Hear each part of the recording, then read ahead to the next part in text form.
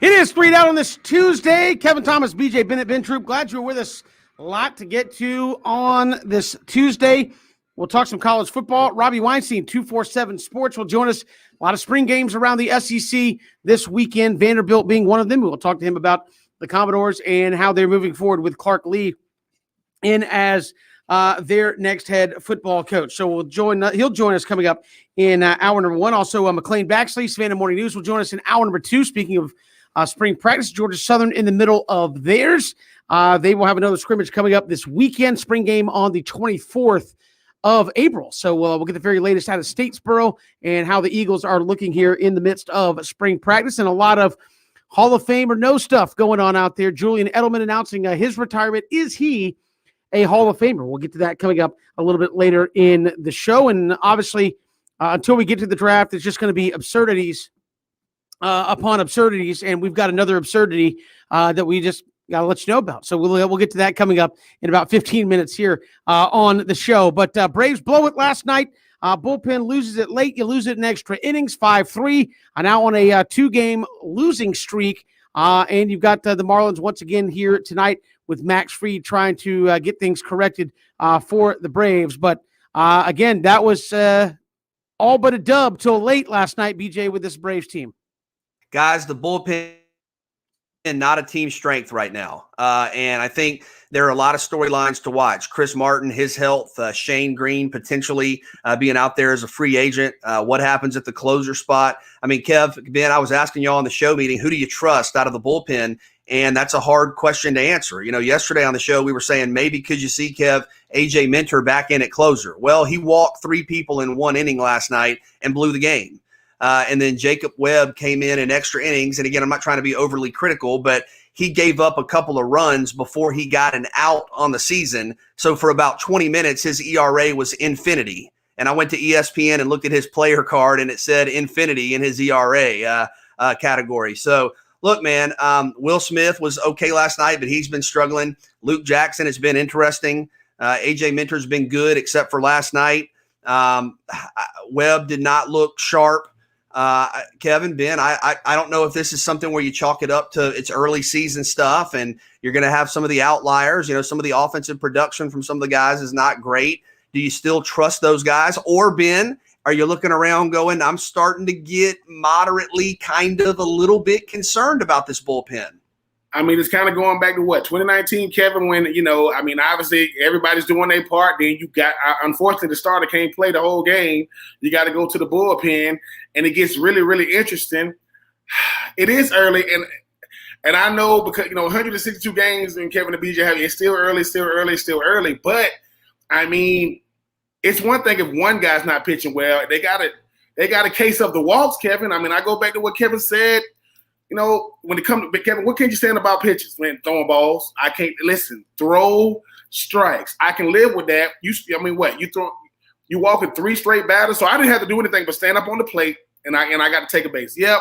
Did that 3 times in a row. I do think that you got to start putting more pressure on these guys. I don't know how you do that when you start talking about the fact that this bullpen, BJ is letting this Braves team down. I mean, we were looking forward to playing the Marlins, right?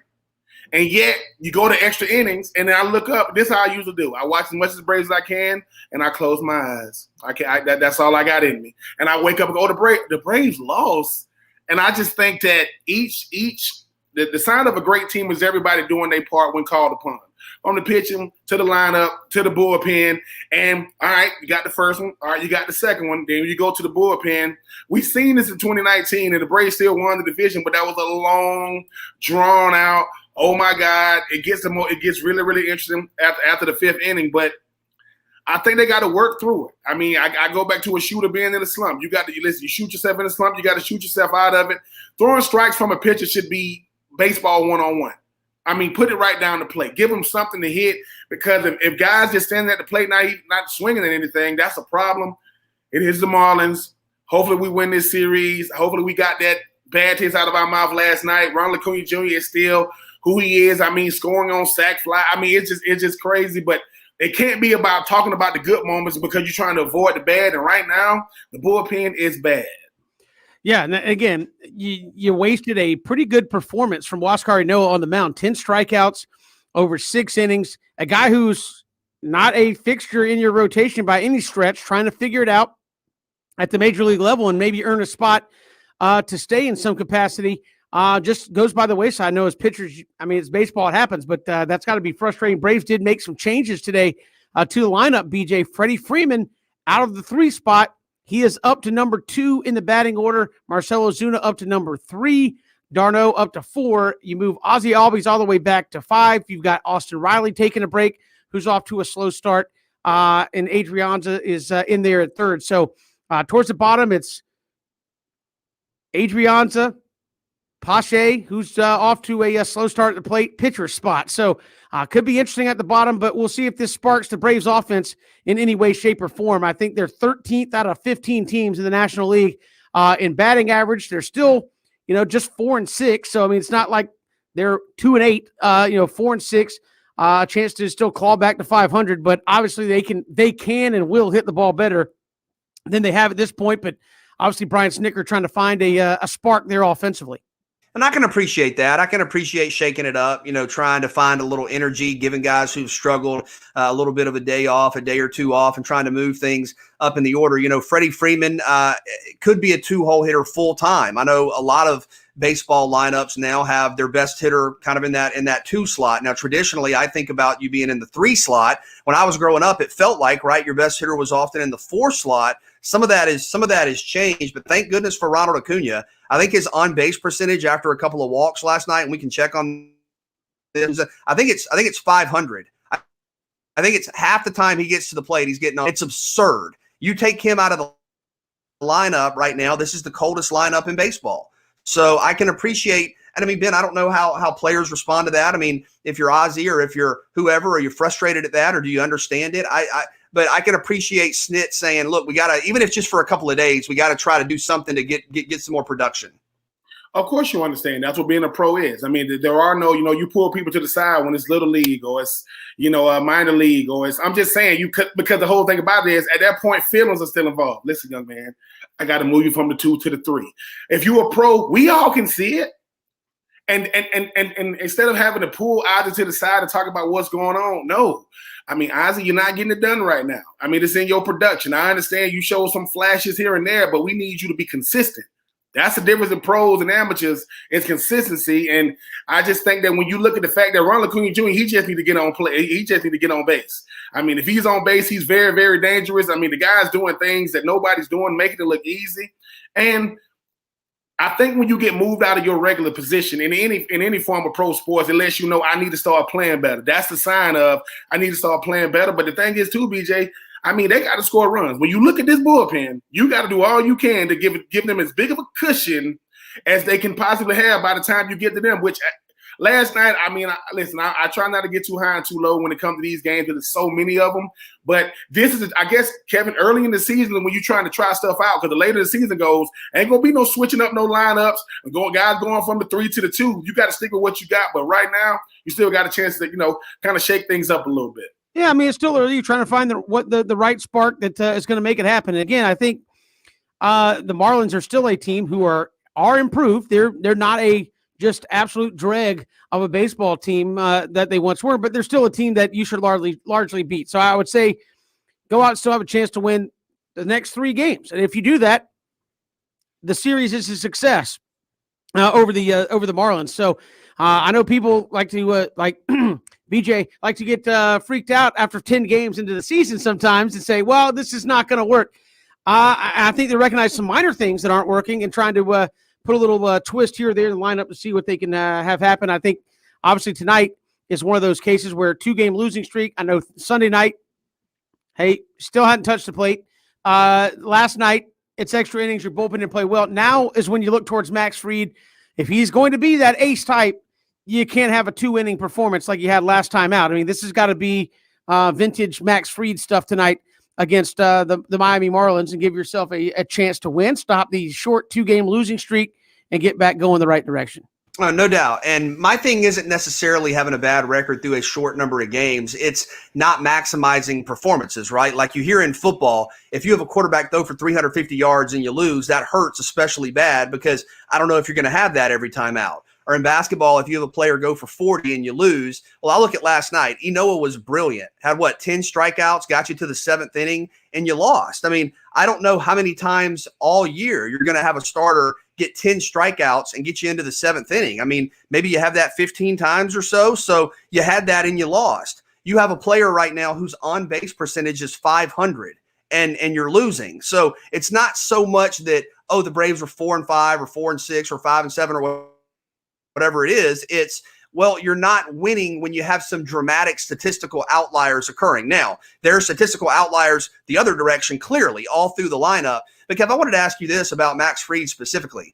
I would expect, kind of off the market correction adage, for him to have a really good performance tonight because Max Fried is not a 9 ERA pitcher. If he gets shelled, is that a sign to be concerned about, given that it's not 1, not 2, but now 3 starts and your ERA is still bad?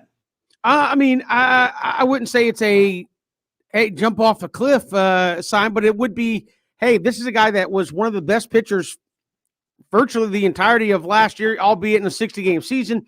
He wasn't bad on opening day, but he was obviously awful against the Washington Nationals. If you're going to be an ace, you don't have 2 of those in a row. Doesn't mean you're going to win, but you don't have 2 awful performances in a row. That's what distinguishes the Max Scherzers, the Clayton Kershaws, the Justin Verlanders at times, the Blake Snells. Those guys don't have back-to-back just awful starts. If it happens once and they get shelled and pulled early, guaranteed next game it's going to be on point. And I think that's what you're looking for out of Max tonight. And if he does have a rough go and only goes 2-3 innings again, I think you at least say, are you okay, man? And I was like, what's going on that this is happening? Because you do not look like a guy that was dominant all last year and even was pretty good in the spring. So you got to see a good outing tonight from Max Fried. If you do, it's course correction, right back on track. I don't think you think anything about what happened in D.C. Last week bother you at all. I think it comes down to your own confidence too. Max Fried to go out there and show what he's been able to do in the past, and that's pro sports. Updating your resume, when you currently doing it. It's not about what I've done. Ain't nobody sitting there talking about, man, you Max Fried. Yeah, I mean, go out there and prove it. Tonight. And I do agree, Kevin. Listen, this bullpen again. Don't nobody need to be getting pulled after 2 or 3 innings because that's going to be a long game to watch. But I do say that. To me, being a pro is not about underperforming. How do you react after you underperform? Everybody does it. The best do it, but the best kind of find a way to bounce back. Max Fried, I mean, go back to what Kevin said. The reason why this starting lineup don't get the same love as other starting lineup, they haven't done it on a consistent level. They've shown it. You got to continue. You got to show it on a consistent level, and he can start tonight. We'll have that for you coming up 6:05 a little bit later this evening. And again, as we move ahead, we'll look at the NFL draft. Mock drafts always delve into a little bit of the ridiculous, but we've got some truly ridiculous for you when we return. It's 3 and Out all across the Southern Pigskin Radio Network.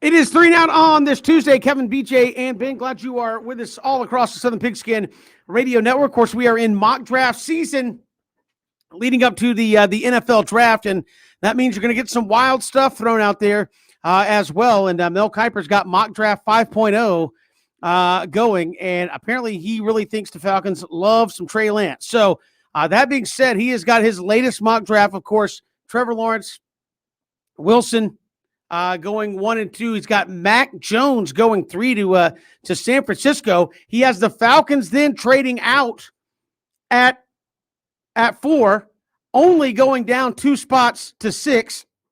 Miami coming up, taking Kyle Pitts, and the Falcons with Justin Fields still on the board, going with Trey Lance, and Justin Fields via trade going to New England, who moves up to number 10 in the mock draft. Look, I don't have a problem with the Falcons moving out.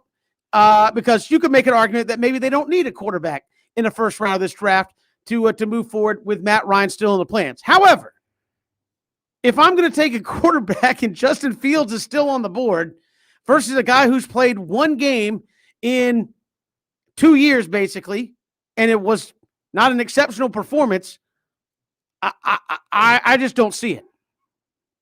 Yeah, I think the argument for quarterback, right, Ben, is if you're that high, you're going to take a generational prospect like Justin Fields, a guy who up until a couple of months ago was talked about as maybe even being the number 1 pick, certainly the number 2 pick. Lance is more of a developmental I don't think that would be received well by the fan base. I don't know how possible or plausible that scenario is, but under that scenario, you would basically be turning down Penei Sewell, turning down Kyle Pitts, trading down, and then again turning down Justin Fields, and from what the mock draft suggests, not necessarily getting a ton of return on the trade, moving from 4 to 6. I think that would be a really perplexing situation. And I guess I'll ask you, Ben. I mean, you guys see kind of the scouting angle better than me. I mean, what's the argument for Lance over Fields?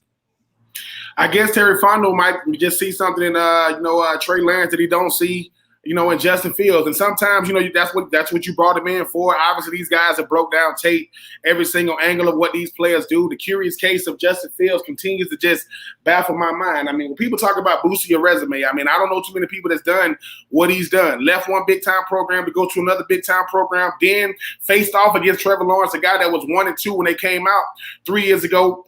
Outperformed him last year to get to play Alabama in the national championship, to then potentially play against a guy who's going to get drafted number 3, by the San Francisco 49ers. Sometimes when it comes to this draft process, you be overthinking it. It's like, oh, this guy. It's like, no. It's like the eye test got to be a part of it. Okay, do we pass the eye test? Check. All right, how does he play? Check.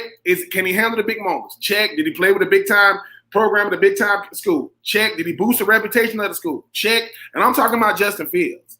I am not mad at Trey Lance. All Trey Lance went out there and do is never throw an interception in his college football career, but he played 1 year and 1 showcase game.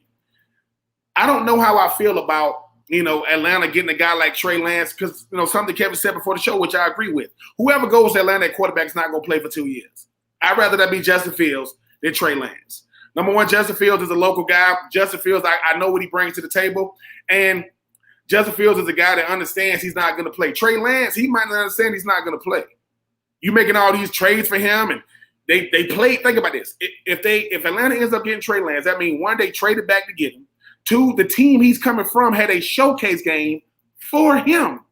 You all of a sudden, you're going to make him wait, a guy that's never waited in his life, a guy that's, he went to play in North Dakota State. I know you're going to get the comparisons to Carson Wentz and things of that nature, but I don't understand this thing about Justin Fields. These false narratives or, unnamed sources, an AFC exec said that I don't like how I don't like his work ethic.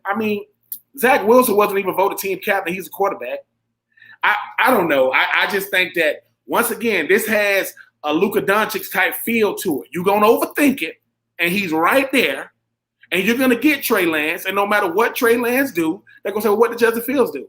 I just think that you're trading back 2 places to get Trey Lance when you could get Justin Fields or Penei Sewell or Kyle Pitts That's what I'm saying. Let's say it's not Fields and you want to play now playmaker. You would be giving up an opportunity for Sewell, a generational offensive tackle prospect, and Pitts, a generational tight end prospect, to trade back for somebody that's going to need a couple of years of development.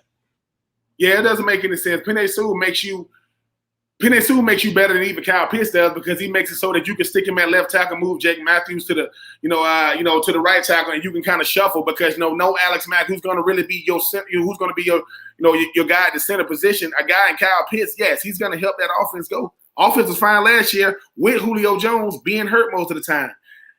I just think that sometimes when you talk about the draft process, we get too caught up in the Mel Kiper of the world and the time machines, and I give those guys a lot of credit. But just because Mel Kiper said it, don't mean it's, you could go, take it to the bank. I just think that they're going to look back on the draft and they're going to say, who did you have the opportunity to get?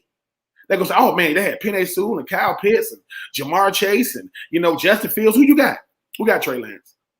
I mean, I just think that I'm trying not to question Terry Fontenot in his decision-making, but I know he knows what he's looking at. I think they're going to end up – I think with Atlanta, man, you had a lot of leverage with that fourth pick, but I think you waiting too late to start, moving around and stuff like that. Listen, you got to roll to the beat of your own drum, but I just think you get a chance to have a 10-year starter in Penei Sewell to protect the franchise, because guess what we're going to do next year in the 2022 draft? Talk about the quarterbacks again. And you got a chance to get a generational talent like Kyle Pitts. You're going to go with the guy that's played one season and one game at North Dakota State. Where's North Dakota? Above South Dakota. I don't know what neither one of those are. I'm just saying, and I worked in North Dakota for about 2 weeks. I still don't know where I was at. But I'm just saying, Kevin, once again, these pro sports teams in Atlanta, not named the Braves, are going to do it again. With all these guys, you're going to get – think about it. You got a chance to get the number one player at a position, because I believe you got a lot of number one players, at the quarterback position. You're going to get a guy who, without social media, without the hype, you wouldn't even know who Trey Lance was. I would be fine not drafting a quarterback, period, if you think Matt Ryan's going to be around for a couple more years and you rework the contract. If that's what you believe, go get him some help as much as possible, whether it be defensively, offensively. Go get him the best players out there. And again, I think even if you were to get Justin Fields, at least the plan is in 2021, they're going to stand on the sideline. I just don't know that Trey Lance.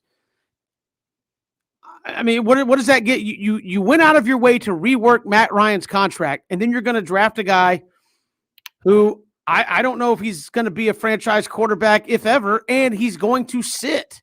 To me, at least you can look at Justin Fields and say, look, guy who did it at big-time programs, played in big-time games. Another guy has played one game in 2 years. I'll take Justin Fields and see what happens. But I think, again, if I'm the Falcons and I'm moving out of number 4, I don't go quarterback then. Because if you're going to pass on Justin Fields once, obviously you'll pass on him again. And to get Trey Lance, who I don't think anybody believes will be quarterback ready to come in year one and play, is, to me, a waste. When you went out of you restructured Matt Ryan to go out and get dudes to do what? When now, if you get a guy, Trey Lance, who, again, I respect North Dakota State, BJ, but you have to expect, Ben has said this, look, everybody coming out of college is a project. You don't think a guy coming out of North Dakota State is going to be a project as well?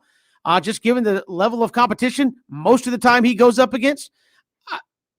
I just don't see it. And again, I know mock drafts are out there to get people like me, you, and Ben fired up and say, what is he thinking? But again, if this is the way it plays out, I will be extremely disappointed for Atlanta, that not just if they didn't get Justin Fields, that's fine, but that they didn't get a better player at 4, at 6, where have you, than Trey Lance, who I don't think, I just don't think he helps you win this year, maybe not help you win next year on your team. And if that's the case, you can get a quarterback later that can do that role. Go get a good player that, as we have said, first round is going to start, is going to make an impact, and is going to get things done right now. And if I trade the number 4 pick, I want a first-round pick in return, a future first, not a second or a third or some of what's speculated here. I'm not giving up the number 4 pick in the draft for a mid-round or a second or third-round pick. I want your first-round pick and a future first at least. Well, I mean, swapping first picks is obviously that's part of the thing. So, I mean, I don't think that's part, but yeah, you're right. Another first round pick, probably even if I'm just moving back 2 spots, I mean, yeah, that's not worth it to me. You can get a much better player just sticking where you're at and going that route. Yeah, and I just think, I mean, I agree with you, Kevin. I mean, the thing is this: Atlanta needs all the help it can get, and unfortunately, there is no defensive player this year that's worthy of a 4th, maybe a 6th overall pick. But Matty Ice has been the face of the franchise since he got there. Give him some help. What kind of help? I don't know. A left tackle. Like he's right there. I mean, he's the best prospect. He might be the best prospect in the draft. That's not a skill position. I mean, period.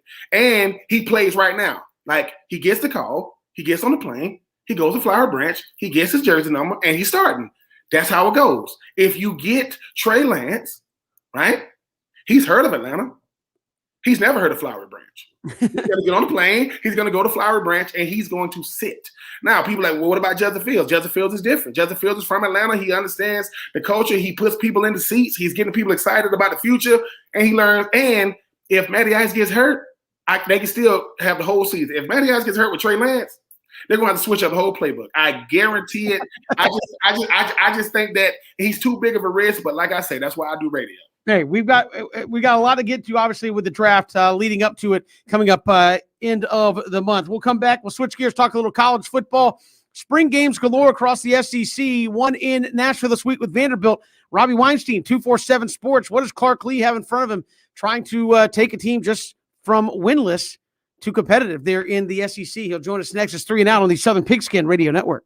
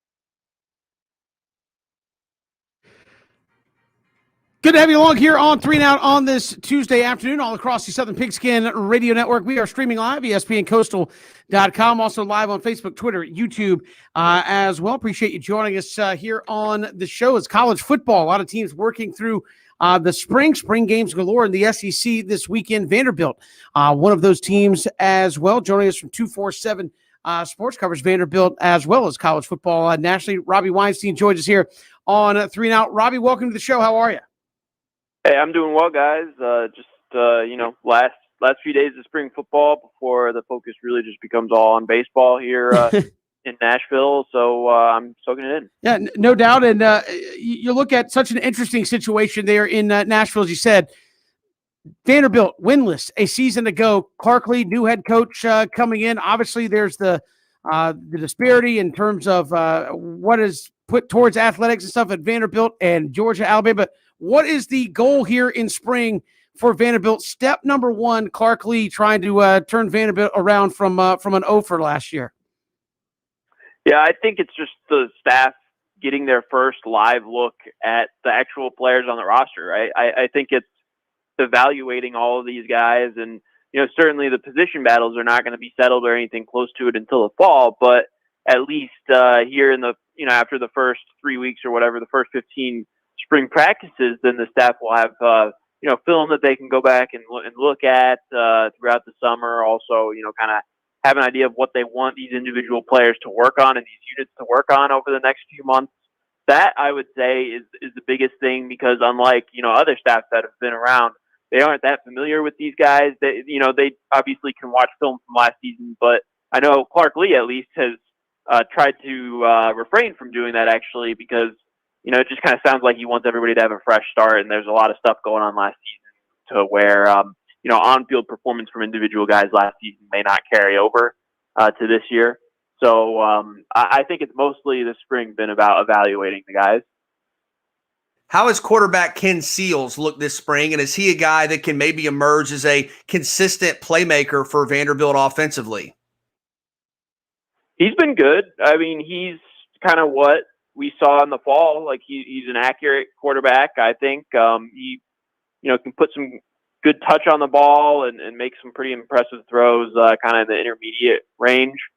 Actually, the other sophomore quarterback, Mike Wright from Atlanta, he's looked good too. And they're not. They haven't decided who the starter is going to be. Wright is more of a dual threat guy. I could see both of them getting snaps.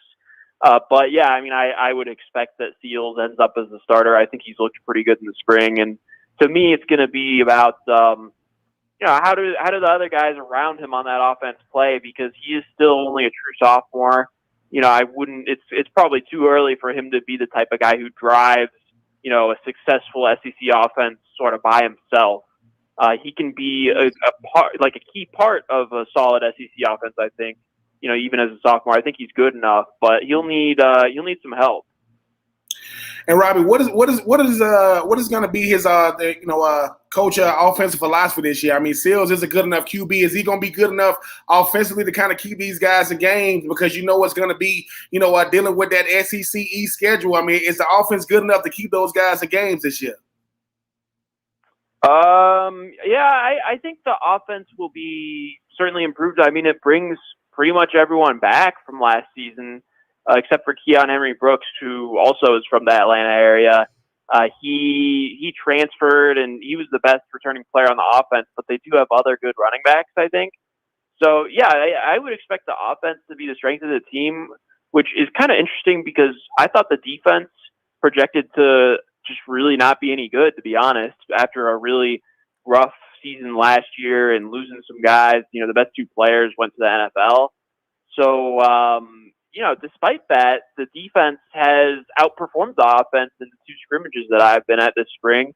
You would normally expect the defense to be ahead of the offense in the spring. And so, maybe not, though, in this situation where, the offense has most of the best players on the team. So I do think I've been a little bit surprised by that. I thought the defensive line looked pretty good, and the secondary, specifically the corners, looked a lot better than I was expecting. So a long way to go, but yeah, I do expect the offense to be the strength of the team. I think it can be adequate. They've got a lot of returners. You mentioned the running game. We have a young man from our area, Rocco Griffin, played a small bit in the offense last year as a freshman. What do you see kind of as his role in the run game there as a sophomore? Yeah, I don't think, I can't see him being higher than the third running back. Raymond Davis, who's a transfer from Temple, looks like, probably the most likely starter right now. Then they've got Javion Marlowe, who, he had a decent season last year as well and has looked pretty good in the spring. So Griffin's kind of the third guy. They also have two freshmen coming in who are not there yet. And, if one of them plays well, one of those guys could be the third guy. So Griffin, he just the offensive line wasn't very good last season, and so he was kind of put in a tough situation when he did play. I actually think the guy from your area who has a better chance to play is Michael Mincy from Ware County, who isn't on campus yet. He'll get there in June, but Vanderbilt doesn't have a lot of depth at inside linebacker, and so especially if there are injuries, I think Mincy will have a chance to get on the field. Clark Lea, a defensive coach. What is his vision? I mean, historically, Vanderbilt's been pretty good defensively, really good a number of years. What does Lea want to do schematically, and what does he hope to see out of that defense this year? Well, it's a 4-2-5 defense, but since Vanderbilt is coming from more of a 3-4, they don't really have the personnel to completely pull that off yet. So it's going to be more of a 4-3 initially. The fifth defensive back in the 4-2-5, the name of the position varies depending on the school. Notre Dame calls it a rover. Vanderbilt calls it an anchor. It's like a hybrid safety linebacker type of spot. And Vanderbilt doesn't really have any players who probably would be able to fill that spot that well right away because they didn't recruit those types of guys under the old staff because they didn't have that position. So Vanderbilt is really focusing on that position, I would say, pretty heavily in recruiting. And right now what they'll do with that is on passing downs, they'll use a nickel corner. And on, likely rundowns, they'll probably just have a third linebacker out there. That's the scheme, though. And I think it'll be pretty interesting because they do have some guys on defense who were like former 4-star recruits. They've got like 3 or 4 of those guys. But, the defense last season was just kind of helpless. So, there is some like raw talent there, and they're going to have definitely their work cut out for them in trying to get something out of that. Because last season, as you guys noted, winless season, just really a total disaster from start to finish. And Robert, what type of personality is Clark Lea? I mean, I know the coach, Derek Mason was a fiery guy. What type of coach has Clark Lea been, with these players, definitely trying to, get those guys to buy into what he's, what he's selling right now? He's sort of the opposite personality-wise. I got along with Derek Mason. I don't even necessarily think he did a poor job. He did get Vanderbilt to 2 bowl games, and that's Vanderbilt historically doesn't get to any bowl games over a 6 or 7 year span in the SEC. Clark Lea is much more introverted. He's more measured, and so in terms of very different personalities. In terms of his coaching style, I don't think we completely know yet. Like, we're going to have to see once he starts coaching some actual games in terms of how he manages the game and all those sorts of things. But, he is set up for success, I think, because Vanderbilt did announce recently, kind of a long-awaited large investment into athletics. It's going to be $300 million at least. And, Mason obviously never got any of that level of support, not even close. Vanderbilt is, trying to do some things here to help out Lea.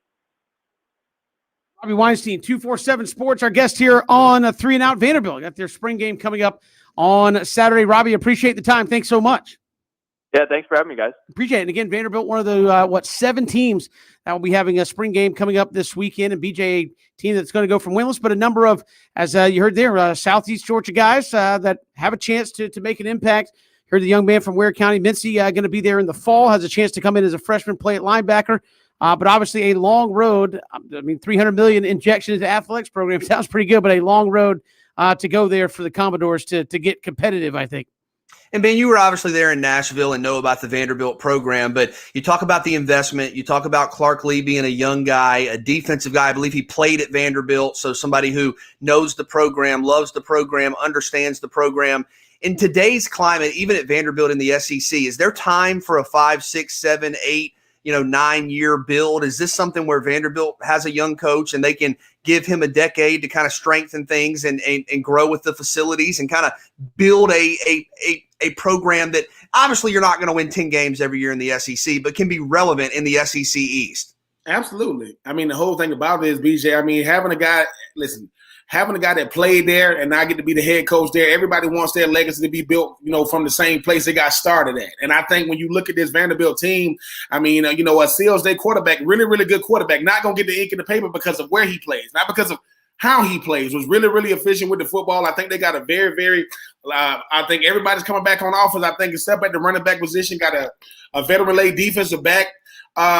Defensive backfield. I think when you look at Vanderbilt, they always climbing uphill, no matter what. I mean, this is the same Vanderbilt team that was beating up on the Tennessee Vols, 2 out of the last 3 years when you look at what they've done, but it's the totality of the thing. It's can't be Tennessee that's a down team when Memphis, is playing well in the state. You got Middle Tennessee State right down the road in Murfreesboro. I just think that when you look at what Vanderbilt is trying to do, they're just trying to stay relevant, BJ, because I don't think it's based on what they do in the East. It's what they do in the state. Because you got a lot of teams, in that state, but Vanderbilt understands that having a guy that played there who understands it, it's no different than Jeff Collins bringing back former Georgia Tech Yellow Jackets. And you got Javon Hay. You got Javon Hay, your guy on the coaching staff. They're coaching defensive ends, I believe, at Vandy. He played there, obviously. Yeah, I got a chance to play with Javon Hay. We were both with the Bucks, and I think that the thing about Vanderbilt is you're gonna have a different type of workload, different type of players. But you want the same result in the SEC, it's going to be rough, especially with Kentucky surging.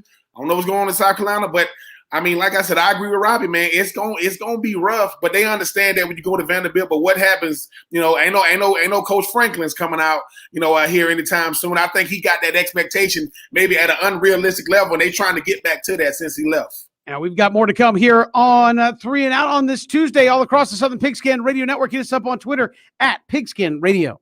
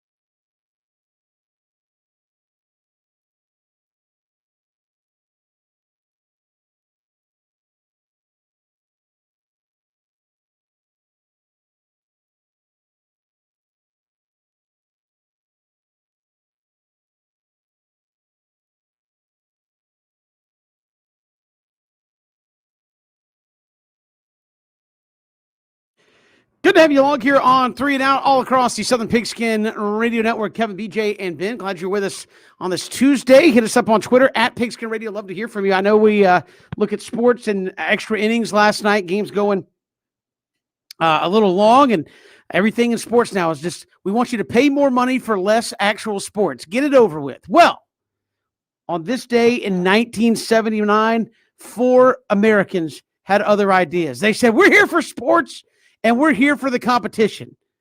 And they played doubles ping pong for 101 hours, 1 minute, and 11 seconds. They must have had some money on the game or something, because that is to the death ping pong right there. That's a little much. I mean, I like ping pong. I'm good at ping pong. Ask Christian. I remember at SEC Media Days, or ACC Media Days one year, I worked all y'all in ping pong, but I like ping pong. That is a special love for ping pong. That's nuts. That's ridiculous. I mean, that's ridiculous. And Kevin's trying to Kevin, just say what you really want to say. Okay. People say, hey man, if I was a nerd, what would I play? I would play. Have you seen high impact table tennis, Ben? It's a thing of beauty. It is a thing of beauty, but it's the thing. Hey, Kevin, listen, we here for the long haul. Listen, what time is it now? Doesn't matter what time it is now. It is going to be dark. Again, that's ridiculous, man. I understand dedication. I understand it. I mean, I understand that. There's a person on this show who always trying to tell me how dedicated they are to the sport they love, fishing and all this, and I got to see them catch a nice fish this weekend, Kevin, and somebody was bragging. He might have been somebody, not you, Kevin. I'm just talking about this gentleman here, not you. Just saying. Yeah, and again, I'm trying to think. Is there anything I've done for 101 hours straight? That's like what, 4 days? Live. Yeah, that's about it. But I was going to say the longest I think I've done like 12 or 14 hours of like video games straight. Now that was fun. What? Not recently. What but like game, dude?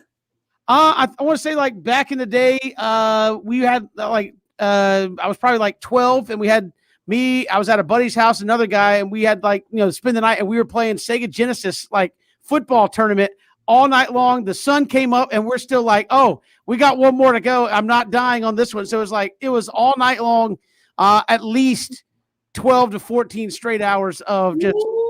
But that's back in them college days, Kevin, to where, time doesn't matter.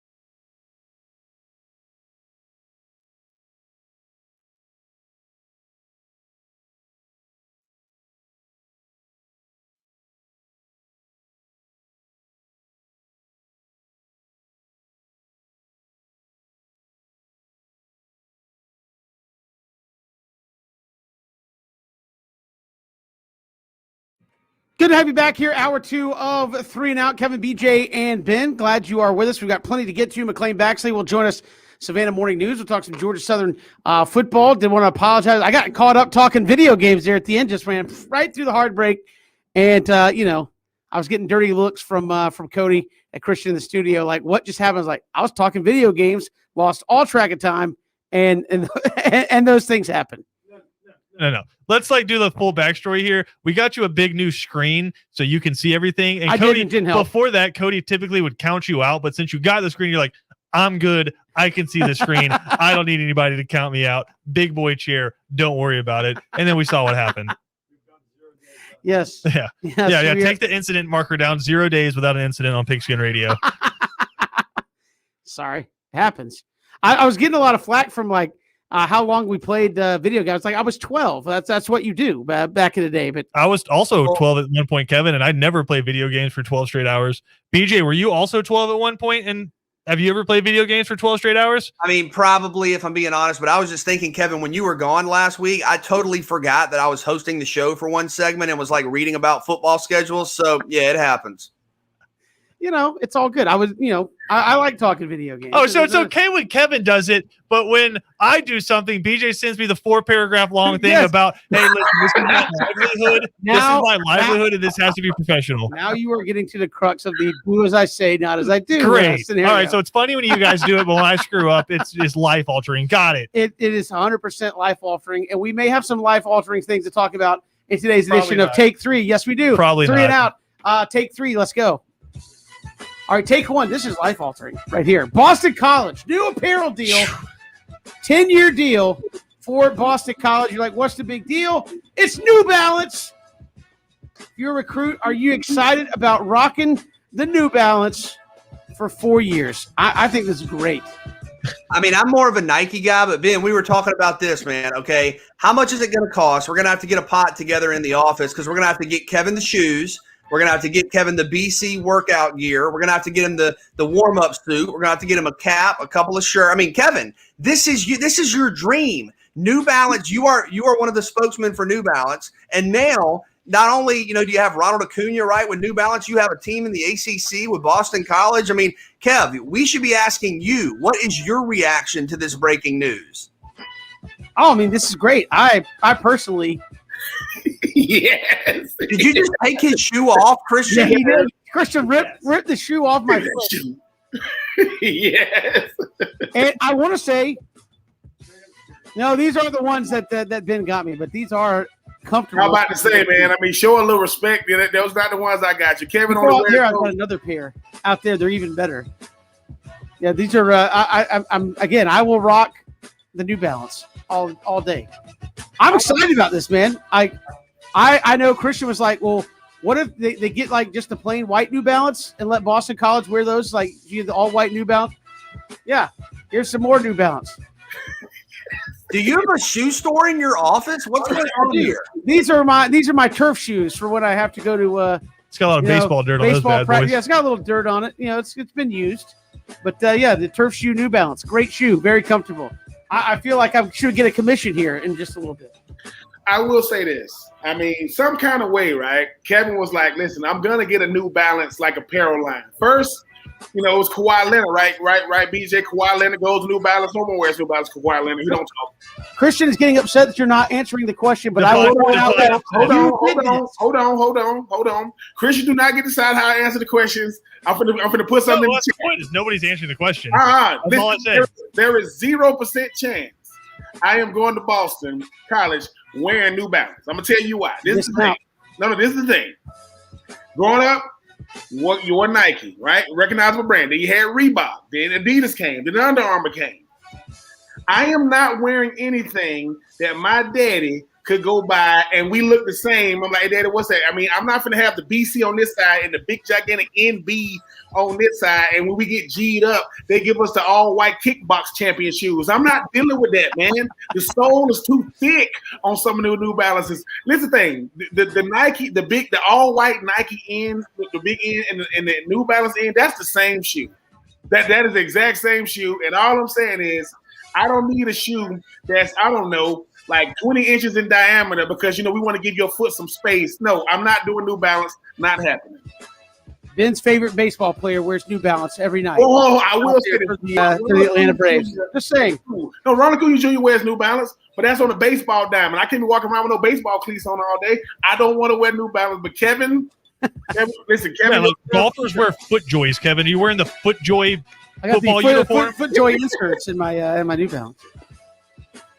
Listen, give Kevin a New Balance velour fit with a kangaroo hat. But I mean, if you're in North Carolina, you wear the Jordans, right? And so, like, Boston College, if you're listening, I'm all in. but like Roy Williams would come out in like the all white Jordans, right? Like those are clean. Yes. Does this now mean that like whoever the head football, basketball, baseball coach at Boston College has to come out in the all white New Balances with their suits on? Because that's a dad move right there. I mean, I'm just saying, Kevin. I mean, what would be your favorite fit if they gave you your pick? Are you going all white? A picture of the one that was actually on Twitter, the Boston College colored New Balance. I'm just saying, man. They were. It was amazing. They were red, The ones you bought, Kevin, what did maroon they and look gold. like? They were The ones you bought? very smooth. What'd you say, BJ? I said the ones that you bought, Kevin, that the whole office loved. What did those look like? Those look like something that Kevin looks at and goes, "No, son, that's too much of that hippity hop." No, Daddy over here, you know what I'm saying? In the cool, the Dr. Scholl's looking ones, the ones that's like good built for. Oh no! Those are soccer shoes, aren't they? No. Let me tell you something.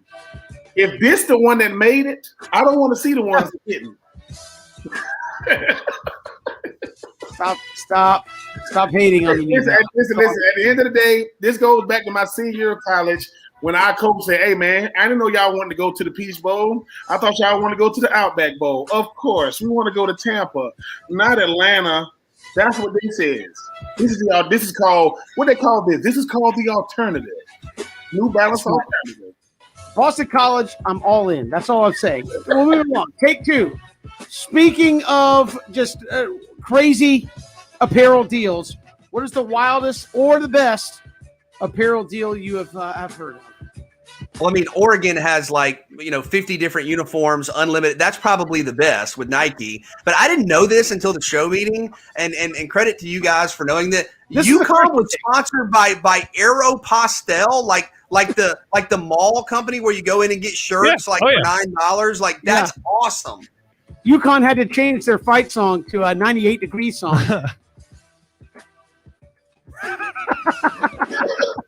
But correct me if I'm wrong. Aeropostale is like Gap and Old Navy and all like that, right? Gap, Old Navy, American Eagle. That's Aeropostale, right?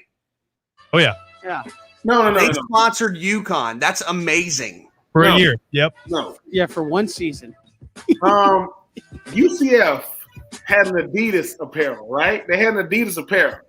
Marcus Jordan, the son of Michael Jordan, went to UCF, and there was 0% chance that he was wearing Adidas. Like, I'm Michael Jordan's son. What you think I'm gonna wear? So they say, "Hey man, you can't wear them shoes." And that guard, he ran out there with the shoes on. So they end up having to wear Jordan. This is the problem with that. That cost them their $3 million Adidas deal. So Michael Jordan's son. Yes, we got to wear the pair, but I don't know what everybody else ended up wearing. But I do remember him doing that, costing them their Adidas apparel, line. And Georgia Tech wore Russell. Let me tell y'all something.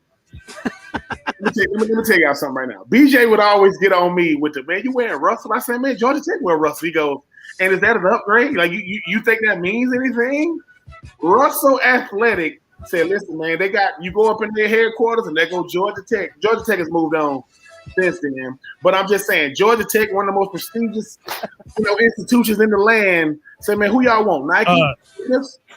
Ben, Florida's not allowed to talk because when you had Daniel Werfel, who's arguably the best college quarterback ever, they were wearing starter uniforms. Listen, starters were starters, so that's why he wore it. that don't matter back then, though, Christian. I mean, that's when everybody had to wear the high top Nike cleats, man. Okay. I mean, hey, listen, let's go back to the starter. Hey, listen, University of Georgia. Boobie Miles gave me a complex because he literally I can't not wear Nike just because he made fun of everything else. He said, Boobie does, he's gonna do it with black Nikes on his feet. Like, give me a complex. Like, I have to wear Nike now. Hold on, Christian and Kevin. BJ, your favorite team that you root for in college, if they go to Russell, how would you feel about that? Let's just hope. Look, man, let's just go with Nike. Look, let's just stay with Nike. Let's just go with Nike, and I'm cool with that. Let's just stay where we are. Oh my goodness! Yeah. And them the speed cleats. He got on the black tube socks. Well, that's from what 1980s Permian Panthers. It's still not different. They still wear that. It's still not different. It's Nike. That's way before the days of ankle tape. When you didn't get your ankle tape, boy, you better tie that top knot. You see how tight, all the way to the top. Tie it tight. Because if you sprain your ankle, you done. You out of there.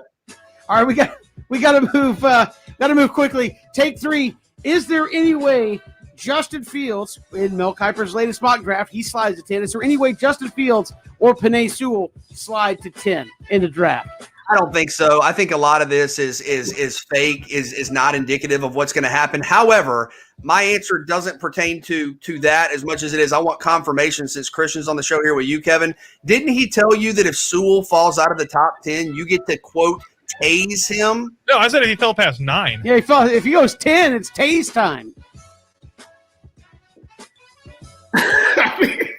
No, I was speaking to that. Why would you just volunteer that though randomly? It's absurd. Christian? It's absurd. What's the no, obviously, I don't think they're gonna fall past that. I think it's a bunch of nonsense being going on. You got to create controversy and clickbait. What's the name of the movie when the kid tased the dude? What's the name? It's real popular.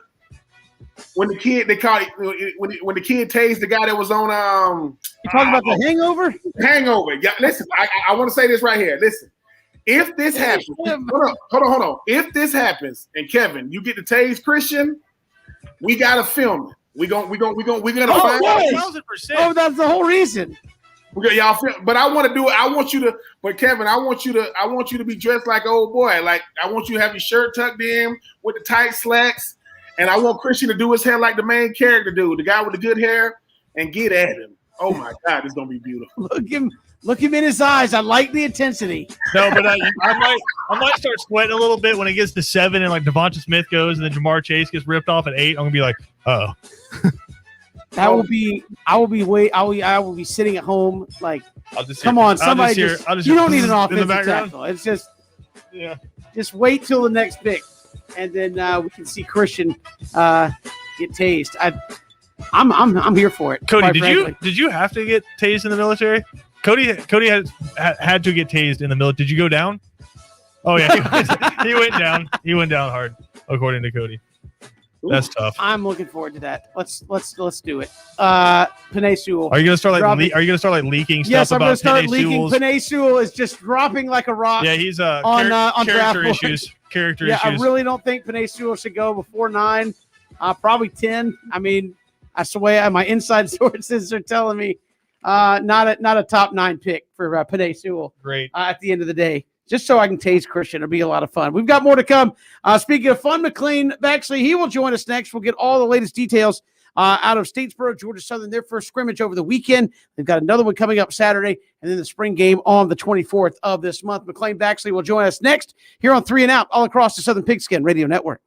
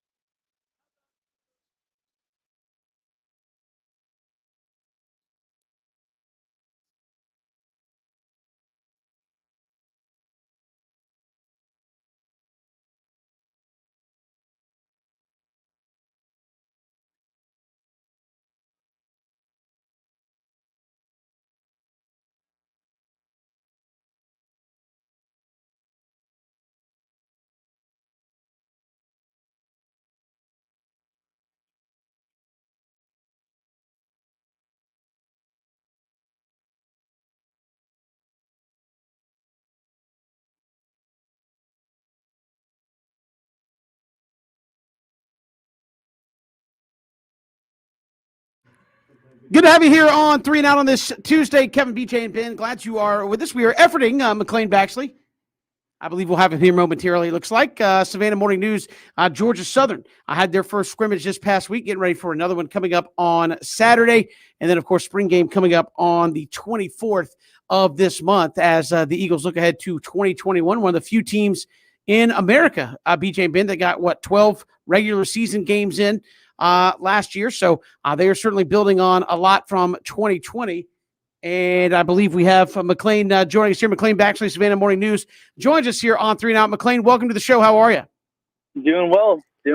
Hey, appreciate you coming on. Obviously, the Eagles had their first scrimmage of spring this past weekend. I know a lot of quarterback play stood out. What can you tell us there about the quarterback position? I know James Graham was not there playing this weekend, but what can you tell us about what we did see from the quarterbacks at Georgia Southern this past weekend?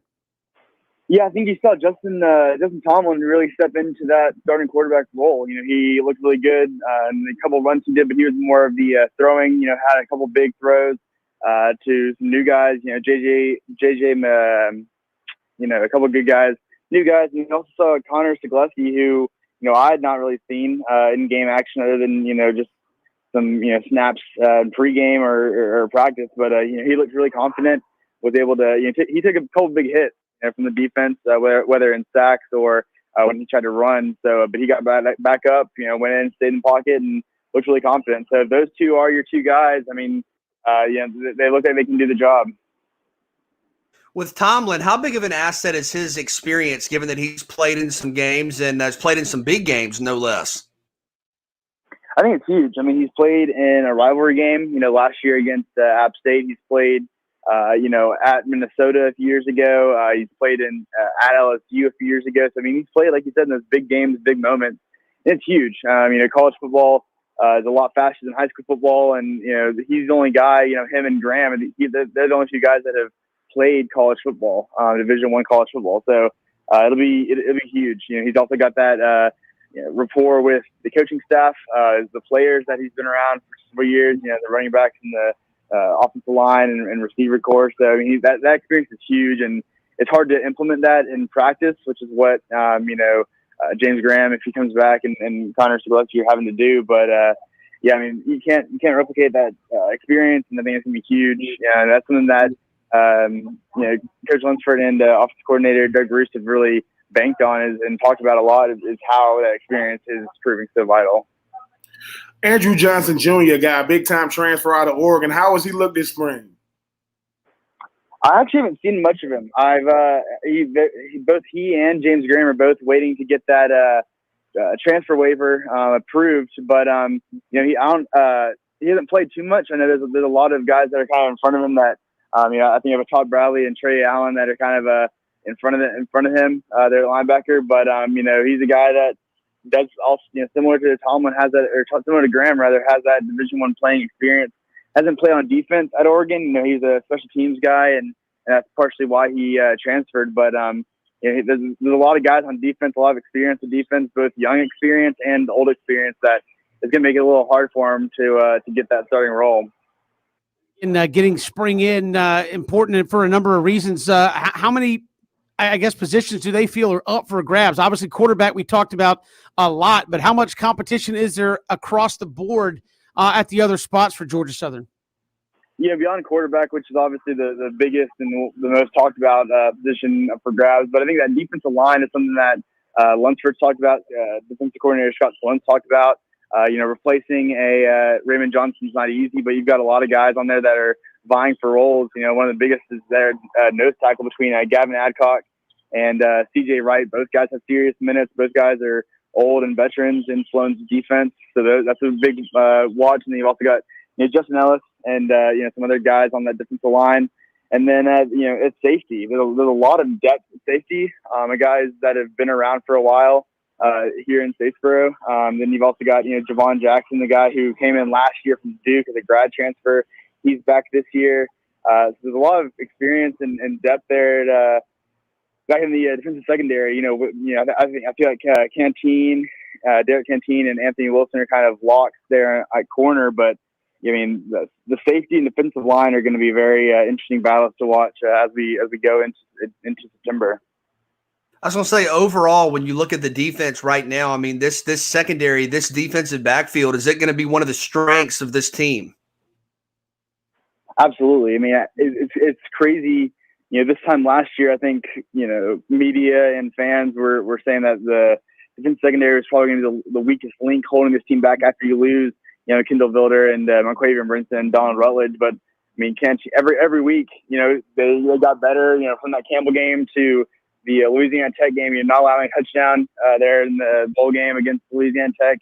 And you know, Canteen tied for the most interceptions in the country with an Alabama player. I mean, that speaks to a lot. They're able to turn the ball over, and that's something that over the years has really been one of the Achilles heel of this Georgia Southern team, has been that you know, deep ball play and secondary play. And you know, with guys that are, it's crazy. I mean, they're just sophomores and juniors, but they're definitely going to be one of the top secondaries in the Sun Belt, and definitely a strength for this defense, which is the defense. Again, you know, this is probably the fourth. This is going to be you know, Lunsford's fourth year. Scott Sloan's fourth year, and again, you know, the defense is the strong point for the Georgia Southern team. And how much more pressure is that going to put on that defense, though, McClain, when you look at the fact that they're going to be trying to, you know, decide what quarterback they're going to have. They're going to have to actually, you know, make strides in the passing game, even with that daily running game that they have. How much more pressure does that defense put on their shoulders, knowing that we're going to have to kind of make sure this, you know, we keep the game intact so we are, you know, our offense can get things going? I think the defense takes a lot of pride in that. I don't think they look at it as a challenge. I guess it's a challenge, but I think there's a lot of pride that, you know, as long as we continue to do our job, you know, it doesn't matter if the offense puts up, you know, 10 points a game or 40 points a game. You know, as long as they, I mean, the point of football is to score more points, and if they can keep the other team from doing that, I mean, they should be in a good spot. You know, the running back room is deep and experienced, so that would be good if they can get the offensive line up to par. But I mean, I think the defense is I guess, a strong point, and they take a lot of pride in the fact that they're not going to let teams score a lot of points on them. I mean, it's been a while since the team has scored a lot of points on them. I mean, LSU is probably the last that was able to really do what they wanted to do, and they won a national championship that year. And had, you know, Joe Burrow and Jamar Chase and, you know, that whole historic team. So I mean, it's been a while, especially in conference play, where a lot of teams have scored a lot of points. So they can keep that up. I mean, it should be a pretty favorable season. McClain Baxley, Savannah Morning News, joining us here on 3 and Out. And McClain, obviously, we talked before you came on. Georgia Southern, one of the few teams to get 12 games in. Chad Lunsford, when he looks at what they have coming up, what they have coming back, getting a full season in, competing in the Sun Belt, where does he feel this team is? Obviously, they've been close to trying to get to that Sun Belt Conference Championship game. Is this a team that should have that as expectations to get to that Sun Belt Conference Championship game and compete for a conference championship? I think, you know, 2018, 2019, 2020 have all been years that there's that expectation of winning the Sun Belt East, winning the Sun Belt, and, you know, really vying. And like you said, they've gotten close. You know, then they lose one or two games there in November that take them out of the race. This year, it's going to be, you know, the two best teams in the Sun Belt are playing in Paulson Stadium this year. You know, when Louisiana and Coastal Carolina come to town, App State's always going to be a good team. But I mean, I think Georgia Southern's right there with those in that top three. I think, you know, Coastal Carolina returned a lot of guys, you know, returning quarterback, returning a lot of defense, in a team that finished top 25. Same with Louisiana. You know, they returned Levi Lewis in quarterback. They returned a lot of experience on defense as well. So those two, I still think Louisiana and Coastal Carolina are still the top of the Sun Belt right now. But I mean, Georgia Southern's got the experience. They've got the playing time. Like you said, they've played, you know, 13 games last year, one of two teams to do so, joining Alabama. So I mean, they've got all the pieces are there. What's it going to take to get over that hump of not, you know, losing a late season game or you know, things like that. So I mean, they've got the experience, they've got the talent, just putting it all together. I was going to say, how good can this team be? And I guess some of that also depends on, you know, fall camp and some more questions getting answered. But as you sit here in spring, I mean, how good can this Georgia Southern football team be in 2021? I think good. I think they've got a really good shot at, you know, like I said, you know, when the two tough Sun Belt games are at home. They got Georgia State at home. They did good at App State. And then their non-conference is pretty favorable as well. You know, BYU, at home. Again, they're going through a rebuild. Losing a lot of their key components of last year. They're BYU, and then Florida Atlantic on the road, but Florida Atlantic has not been good the past couple of years. So I mean, and then Arkansas is their one marquee game, obviously a non-conference game against an SEC opponent, but it's deep in November. It's not. The past couple of years they played, when they played LSU, when they played Clemson a few years ago, they played those, in the first month of the season. This is going to be a November game. So, I mean, there's a chance for an upset against a Arkansas team that had a decent year last year, in the SEC West. But I think there are high expectations again this year. And, I don't know if anyone's on the hot seat as far as, offense or defense or head coach. But, I mean, this is a year where, we talk with several players, but there's really no excuses. That last year, a lot of them said preseason, we want a Sun Belt. We want, high bowl. We want to be ranked. And it didn't happen, obviously. Part of that was scheduling and off-field stuff. But this year, there should be no excuses to win a conference championship. And McClain, I mean, how has I know you mentioned nobody's on the hot seat. Obviously, Coach Lunsford has done an incredible job. How has his mood been this spring? I mean, I know he seems to be a guy. I mean, when you first got the head coach job, he's elbowing chairs and things of that nature. Obviously, he had one of the biggest turnarounds from, in his first year. How has his mood been throughout this spring? I think he understands that, a lot of these Georgia Southern, boosters and fans are not satisfied with what they've been doing. And sure, they've, won a couple bowls. They had the 10-win season in 2018. They've beaten their rivals a couple times. But I think he's understanding that, this franchise, this program is used to, the big championships, whether that's a conference championship or a national championship. Obviously not a national, but so I think he's understanding that pressure. So if there is any pressure, it's from him, and it's something that he wants to attain. And I think that's just the one thing he's missed. He's beaten App State, a ranked App State team twice. He's beaten Georgia State a couple times. He's had the 10-win season, 2 bowl wins. But that conference championship he has not won. They wanted the only time they won the Sun Belt is in 2014, and that was their first year in the conference. So I mean, that's something that I think he definitely feels the pressure of. This is a team that they got a lot of guys coming back for that 6th year, the extra year, and so I think he feels the pressure of this is the year to win a Sun Belt championship. McClain Baxley joining us here, Savannah Morning News. McClain, we appreciate the time. Thanks so much. Thanks, guys. Appreciate it. McClain Baxley joining us, covering Georgia Southern. They've got another scrimmage coming up this weekend. Spring game coming up on the 24th, and a lot of questions. Quarterback going to be one that people are talking about throughout the remainder of spring as they try to figure out that battle there. We've got more to come here on 3 and Out, including something that'll drive BJ mad. Stats and numbers. It's 3 and Out on the Southern Pigskin Radio Network.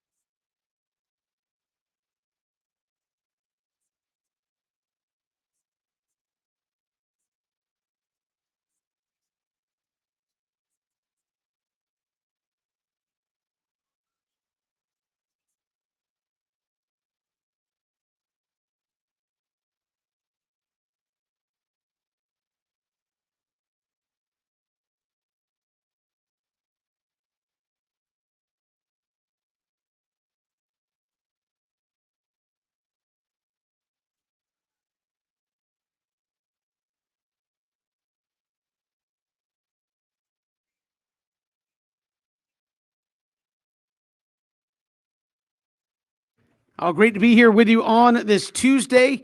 So much more to get to coming up in the final hour of the program. Julian Edelman announced his retirement. A lot to talk about. Is he a Hall of Famer? And we'll look at the College Football Hall of Fame and how they do that as well as we lead you up towards Braves and Marlins tonight, 6:05, with the pregame coverage there in Atlanta. But ESPN does their FPI, their Football Power Index.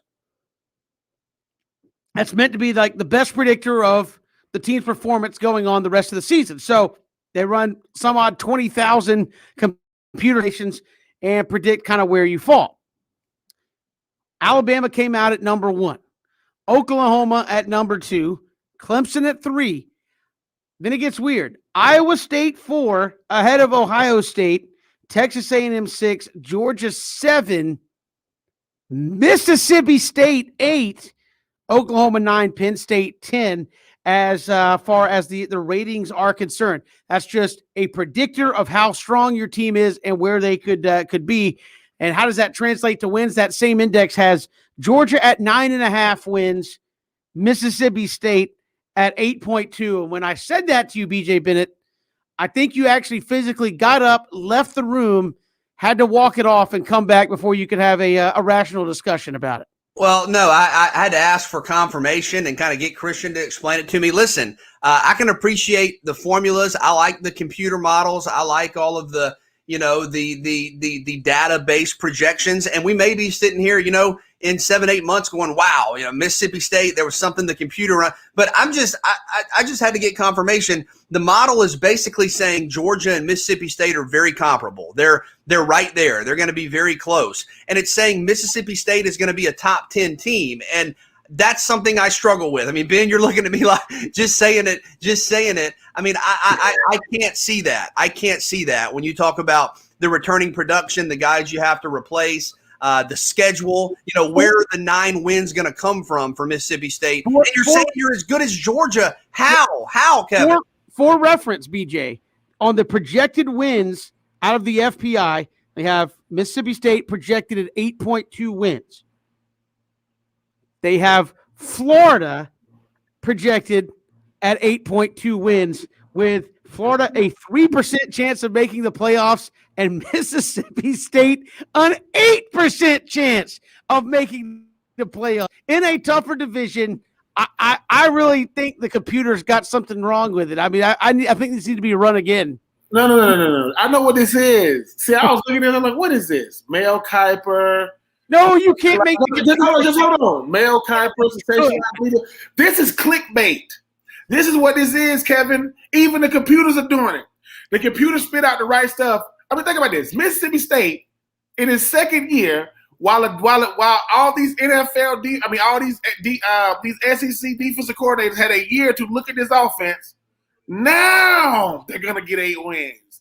What happened last year? No, man, don't even worry about that. No, BJ. Once again, you the numbers guy, right? When you saw this, do you question the numbers game now? Is this a market correction or whatever you be saying? Well, listen, man. You always question the data, and Jim, producer Jim used to do a lot of database projections, and when he would do them, he would say, "Understand, this is not what I think. This is not my personal projection necessarily. It's the result of the computer model." So I can appreciate that. Like, I can appreciate the computer model. And Ben, I like how you say the computer models are now trying to, get the clickbait going. But look, I don't see that type of data. I don't see data that suggests Mississippi State is gonna be a playoff contender or a top 10 team, or win 9 games, or that they're right there alongside Georgia and Florida. Now, I'll be very happy to come back to this in November if Mississippi State's right there and say, "Wow, there was something we did not see." But when I first saw this, and Ben, I even called you and said, "Is it Ole Miss or is it Mississippi State?" And then I had to ask Kevin. Then I had to ask Christian. Then I had to go look. Then Christian showed us an actual picture, so I had to confirm that. I mean, I just don't see it. To me, right now, when I look in the SEC West, I think, and this is no disrespect. Look, it's the SEC West. You can finish last in the SEC West and be a top 45 team in the country. But I think if you're going off of returning production and kind of just best guess based off projections, I would have Mississippi State 7th in the SEC West. When you talk about Alabama, Texas A&M, LSU, Auburn, Ole Miss, and I even think Arkansas. I even think Arkansas returns more proven production. This is just pretty stunning and staggering to me. I understand it's a computer model, but Ben, this is something that's hard for me to understand. Listen, Mike Leach is one of the most colorful coaches you're going to ever see as far as, like, you know, the type of things he says. He going to go up to his team and say, fellas, I think we're an 8-win team. They're going to say, Coach, put the numbers up. You think I'm lying? Put it up. This is what they say. This is what the computer says. Now, my thing is this, BJ. I like the fact that analytics, the singularity, see? Would computers be considered singularity, BJ? Would that be considered that? I think the singularity is when the robots or the computers basically become one with the human experience, right? We basically become one. What, Kevin? What? Can I break in before y'all do that? Yeah. I'm sorry. Interstellar. To give FPI some credit, though, in 2019, nobody knew LSU was going to be LSU before the season, right? Like, we thought they might be pretty good, but everybody was picking Alabama and Georgia to go to the SEC championship again, right? FPI had Clemson 1, Alabama 2, Georgia 3, and they had LSU 4. Like, they had LSU up there when really most folks weren't picking them that high in the country. So, but also to be fair, they had Michigan 5 that year. Okay. So that's not great. But listen, that's not bad having LSU up there, top 4 playoff team. Give FPI some credit. But Christian, Mississippi State has an 8% chance to make the playoff, and they're going to be about as good as Georgia. It means they also have a 92% chance of not making it. Have you read Sun Tzu of War? I mean, come on.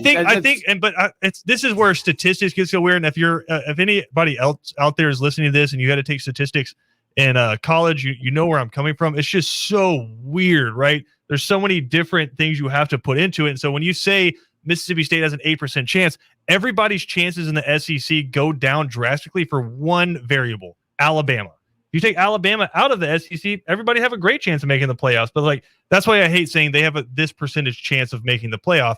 You might have 100% chance of making the playoff if you're a really good team, and then all of a sudden you have to play Alabama, and that percentage goes way down. Yeah, but this is what I'm asking. I'm asking all of you. I'm asking you, Christian, and where does the statistical kind of boost for Mississippi State come? Like, I understand, yeah, Will Rogers, nice quarterback. He got some really nice players on defense, but compared to their peers in the SEC West, where does the numerical placement for top 10 come from?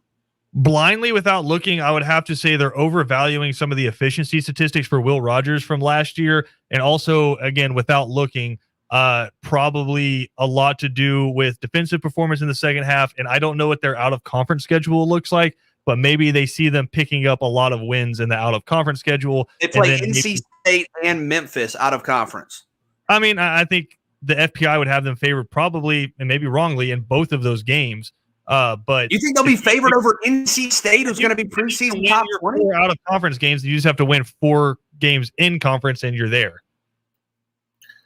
I think Mississippi State could be a factor this year. I'm not trying to good, but I do not think at all they'll be favored over NC State. I think NC State's going to be preseason top 25. They're not going to be favored against Alabama. They're not going to be favored against LSU, Texas A&M, Auburn.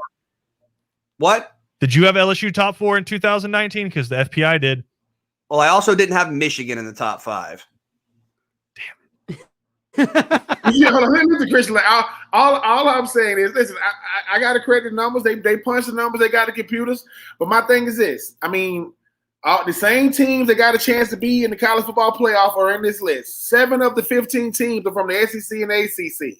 So for those who was thinking, if they're not on this list, saying we got a shot to win it, well, not even FPI got Mississippi State. I like the Kevin Thomas model where it's go ahead and slide Ohio State, Clemson, Alabama in there, and we'll figure out the 4th one later. That's the Kevin Thomas model. I mean, that's pretty much what it is anyway, right? I mean, that's the reality model.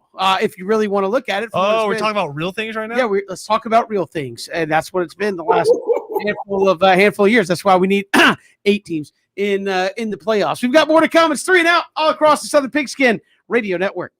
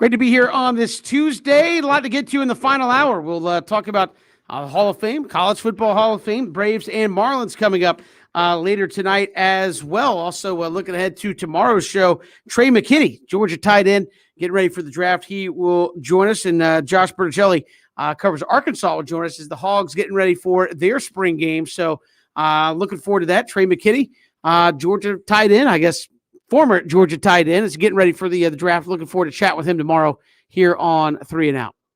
And Ben, a guy that transferred from FSU and athletic, had a really nice Senior Bowl. I think his stock is on the rise ahead of the draft. And one of those guys, a playmaker at your position, getting ready for the draft.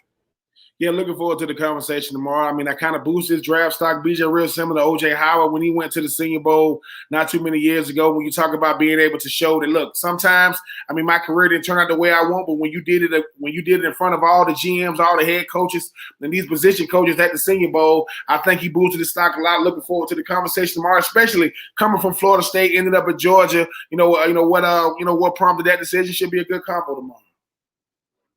Absolutely. And again, we will look forward to talking with him tomorrow on the program. Josh Berticelli, as we continue our hop around the SEC, is a bunch of spring games coming up this weekend. He'll talk some Arkansas football with us tomorrow on the program. Again, a lot in the final hour. We'll get down to the Braves. Max Fried going to get the start tonight. BJ is against the Marlins. Don't want to drop 2 or 3 here to the Marlins. That's a team, despite them being improved, you got to beat up on. I expect better from Max. I think given how good he is, how good he's been, you had a really bad performance up in D.C. last time out. I think you'll see him bounce back. Kevin, I would expect him to go deep. I would expect him to control Miami offensively, and I think you'll see the Max Fried that we saw last year tonight. That would be my guess. And again, hopefully he gets off to a good start. Another troubling start could get a little pause there as to where he's at. Maybe physically here early in the season. We've got plenty to get to coming up the final hour of the program. Again, if you missed any portion of the show, ESPNCoastal.com, Apple Podcasts, Spotify, YouTube, you can get a podcasted version of the show as soon as we are done here each and every day on 3 and Out. One more hour to go. It's 3 and Out all across the Southern Pigskin Radio Network. Love to hear from you as well on Twitter at Pigskin Radio, at Pigskin Radio. Final hour coming up in just a moment.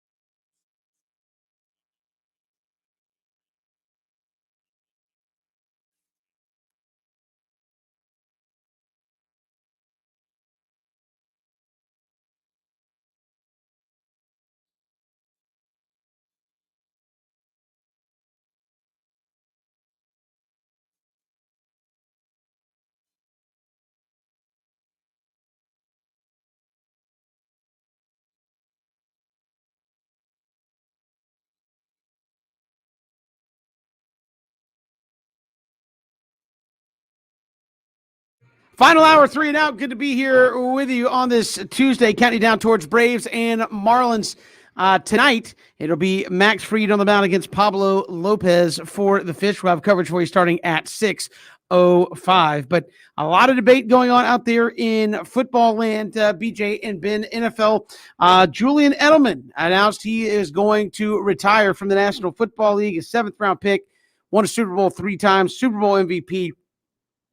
Almost 7,000, just short of 7,000 receiving yards, 41 total touchdowns. But is he destined to be a Hall of Famer? A lot of folks jumping into that discussion. Is he there, or is he in the Hall of the Very Good? For me, I think he's a Hall of Famer. And, the Hall of Fame kind of criteria, and we'll get into this with college football, is really hard to be consistent with, right? Because for some people, it's strictly numbers. For other people, it's, what'd you do on the big stage? Was there the consistency? How do you compare, 3-4 years of elite performance versus 10, 12 years of really good performance? What's interesting about Julian Edelman is he was never a Pro Bowler, much less an All-Pro. But I think he's still a Hall of Famer for a couple of reasons. And I've told you guys this before. I have a really difficult time just saying like this stat means you're a Hall of Famer, like 800 catches or 10,000 yards or whatever. I tend to look at it more philosophically. Can you tell the story of the position that person played without mentioning them? And Ben, I've learned a lot about this from you. The slot receiver position has become a singular, identifiable kind of go-to position in the NFL. It is a specific position that offenses are built around now. I don't think you can tell the evolution or the story of the slot position without mentioning Julian Edelman. And I think his impact on kind of schematic progression is significant. And then you go past that, he's a 3-time Super Bowl winner. He has a Super Bowl MVP. That puts him on a very short list. I believe he is the second most proficient postseason receiver ever, behind only Jerry Rice. And keep in mind, he did this in a relatively short period of time. Beyond just that, and I haven't seen a lot of people mention this, but I think it's worth mentioning, he is in the top 25 all-time in punt return touchdowns in NFL history. He has the same number of punt return for a touchdown as Steve Smith, Tyreek Hill, Patrick Peterson, some of the all-time great return specialists. So he was as good as it gets in the return game, and I think he helped revolutionize offenses. And then beyond that, if you want to talk about the moment, Super Bowl MVP, and would you guys say he has a top 3, top 5 Super Bowl catch of all time? Right up there with Santonio Holmes, right up there with Tyree. So I don't know that he's a first ballot. I don't know how that works in the NFL anyway. But is Julian Edelman a Hall of Famer? To me, yes, and it's not so much because of the stats. It's because you can't tell the story of the slot receiver position without Julian Edelman. Of course, Julian Edelman is a Hall of Famer, BJ, because think about it. When he retired yesterday, it was big news. Every major sports outlet was talking about Julian Edelman today about being a Hall of Famer. You know why? Because he is. That doesn't mean that Hines Ward isn't. That doesn't mean, that Wes Welker isn't. That doesn't mean that he isn't, because he is. We talk about his impact, right? People say, oh, he's second all time to Jerry Rice in postseason yards. We say that like everybody does that. No, nobody does that. We talk about the fact that he won 3 Super Bowls and one of them was a Super Bowl MVP. He was instrumental in all of them. And people are going to say, okay, well, he didn't have the big numbers. When's the last time a slot receiver, going to lead the league in catches? Wes Welker did that. How many Super Bowls Wes Welker got? 0. Who did Julian Edelman learn under? Wes Welker. And he took it to another level. Yes, they don't got the same number of stats. I do think that Wes Welker is the best slot receiver of all time. The greatest. And when I say greatest, I'm not talking about a Steve Smith Sr. who started out on the outside and ended up on the inside in his career, all those guys. I just think that when I get to think about a slot receiver, I came into the league in the slot. I ended my career in the slot. Julian Edelman is walking away from football not because he doesn't have anything left in the tank, it's because his body is shutting down on him and he can't continue to move. It was big news yesterday. Like I said, we get to talking about players, and the 2 words slot receiver come up. First thing will go, Julian Edelman, Wes Welker. You had some other guys that played really well. Victor Cruz played really well for a short amount of time. Julian Edelman has been productive since he came in. He's the reason why Wes Welker had to leave and go to Denver. So I just think that when you start talking about It's not about the amount of time, it's what you do, during that time. And Julian Edelman is about as good as you can be. Anything they asked him to do. I mean, they're doing double passes with him in the playoffs.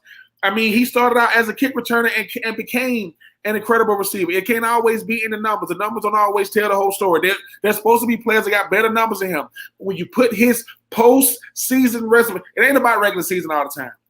He has a postseason resume that's comparable with Jerry Rice. Jerry Rice got 3 Super Bowls. 1 Super Bowl MVP. You know who else got 3 and 1 Super Bowl MVP? The guy right behind him, Julian Edelman. I am not saying Julian Edelman was better than Jerry Rice, but who is? But there's only one name behind Jerry Rice when you talk about postseason success, and that is Julian Edelman.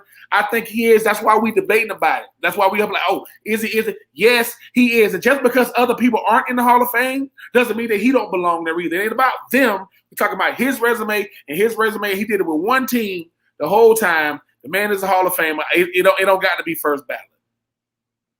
No, he's not. He's in the Hall of Very Good. I mean, he did do it with one team. It just so happened to be the best kind of dynasty in modern football with Tom Brady. Not his fault. Jerry Rice had Joe Montana. Jerry Rice also went to the Raiders. Hold on, Kev. You're he saying didn't have Joe Montana. Still put up 92 catches at 40 years old. So you're saying being a leading part of a dynasty is a detriment to his cause? Well, when we say he has the second most receiving yards in the postseason, it also helps if you play in more postseason games than your counterparts because you have Tom Brady helping you get there. Win games. He helped the Patriots get to the playoffs and play more games in the playoffs. Like, it's not like he was just watching and then when they got to the playoffs, they said, "Come get your stats." He was a big reason why the Patriots won games in the regular season and won games in the playoffs. Okay, I appreciate that. No Pro Bowls, no All Pros. He did have the Super Bowl MVP. So does my guy Joe Flacco.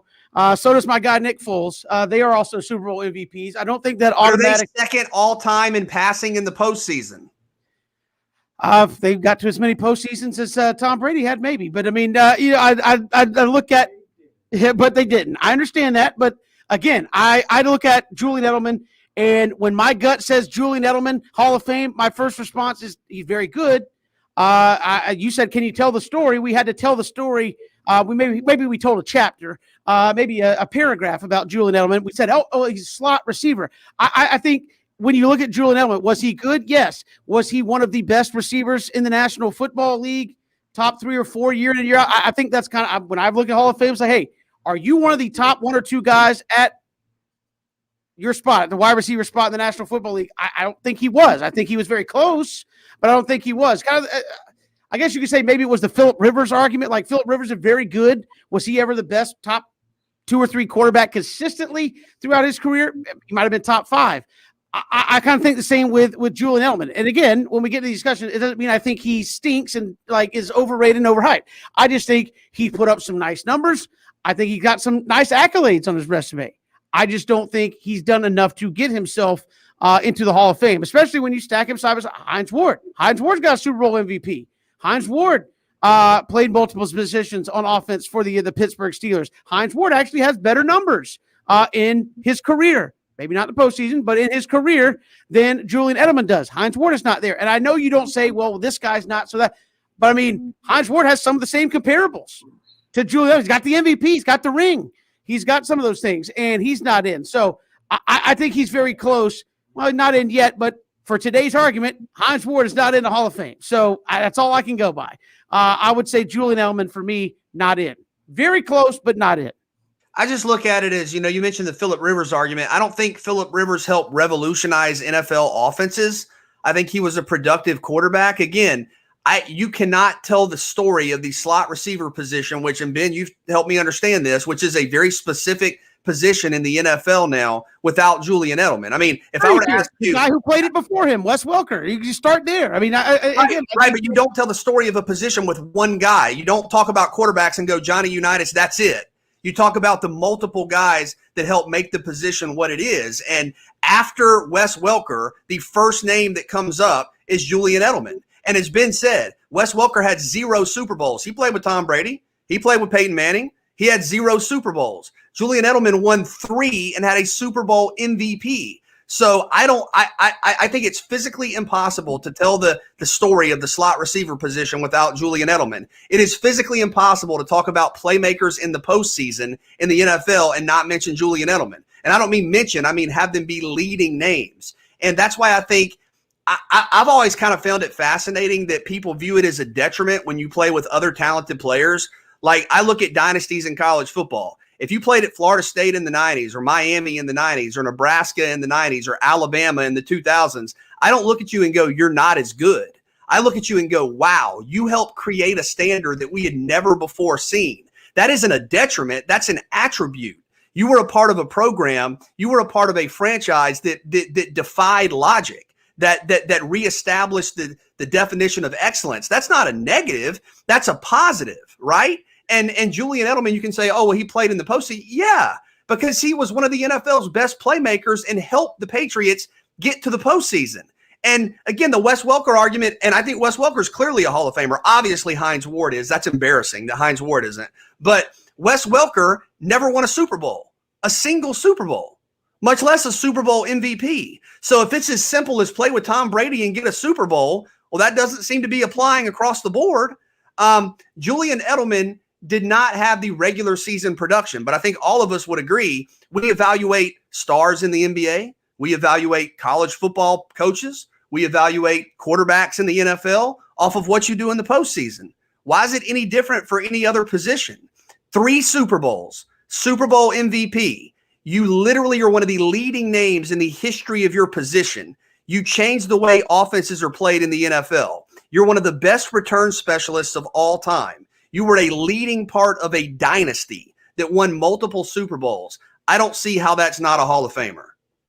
I just think in the end of the day, I mean, we do get caught up in numbers sometimes. Numbers tell part of the story. Certain guys put up great numbers in their time in the NFL, and they had, incredible careers. But when you start talking about impact, like, I just started thinking about the fact that, yes, Wes Welker took it to another level. He did. I mean, he really, really did. He took the slot receiver to another level. So the conversation starts with him. Hey, man, Wes Welker. All right, well, there was a guy. Yeah, now, Julian Edelman didn't have better numbers than Wes Welker as far as the regular season, but let's talk about the postseason. This man, he put up numbers only as, only person got better numbers than him is the GOAT. Whether it's the GOAT, G-O-A-T, the greatest of all time, or G-O-T-E, the greatest of their era, it is Jerry Rice, period. I just think that too often the time, what did he do? Was he a Pro Bowler? Well, that's a popularity contest. Is he all pro? Well, he's a slot receiver. I hope his numbers ain't better than guys on the outside like Larry Fitzgerald, Julio Jones, or DeAndre Hopkins, and Mike Evans, but he got 3 super dupers. One is a super duper. One, he got the MVP. I just think that as people, hey, man, you rather have a great regular season or his postseason success. I think Julian Edelman did it on both levels. And the whole thing about it is he was a utility player because he played it. He got some. He was a great returner as well, and he's the reason why Wes Welker had to move on to do other things. I just think that once again, when you start talking about the slot receiver, it is Wes Welker. It may be Wes Welker first, Hines Ward second, Julian Edelman is third, because I'm telling you, this man was the truth. It was big news when Wes Welker retired. Do you remember? Me neither. But I remember when Julian Edelman retired, everybody was talking about it. It was yesterday. I mean, but what I'm saying though, Kevin, is it's almost like somebody will say, "Hey, man, I'm gonna have better numbers than Calvin Johnson when my career is over." You think I'm a Hall of Famer? Hell no, because you ain't have the impact he had. Like, did you have the same impact that Calvin Johnson did? I'm just saying, impact is bigger than numbers, because when you played Tom Brady back in the day, when he had the 2 tight ends and the slot receiver named Wes Welker, 0 Super Bowls. Both you got Gronk, and he's the only slot receiver. They won 3.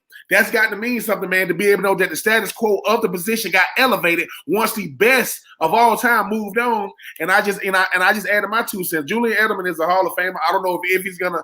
He's not going to be a first or second ballot, but if the dude don't get in, well, then I mean these voters, they need to question themselves, man. Look at this man, regular season, postseason impact. He had it on both levels. Speaking of questioning themselves, we'll get to that when we come back on the college level. When it revolves the Hall of Fame, some guys that won't be able to get in just based on criteria. We'll break that down next. It's 3 and Out on the Southern Pigskin Radio Network.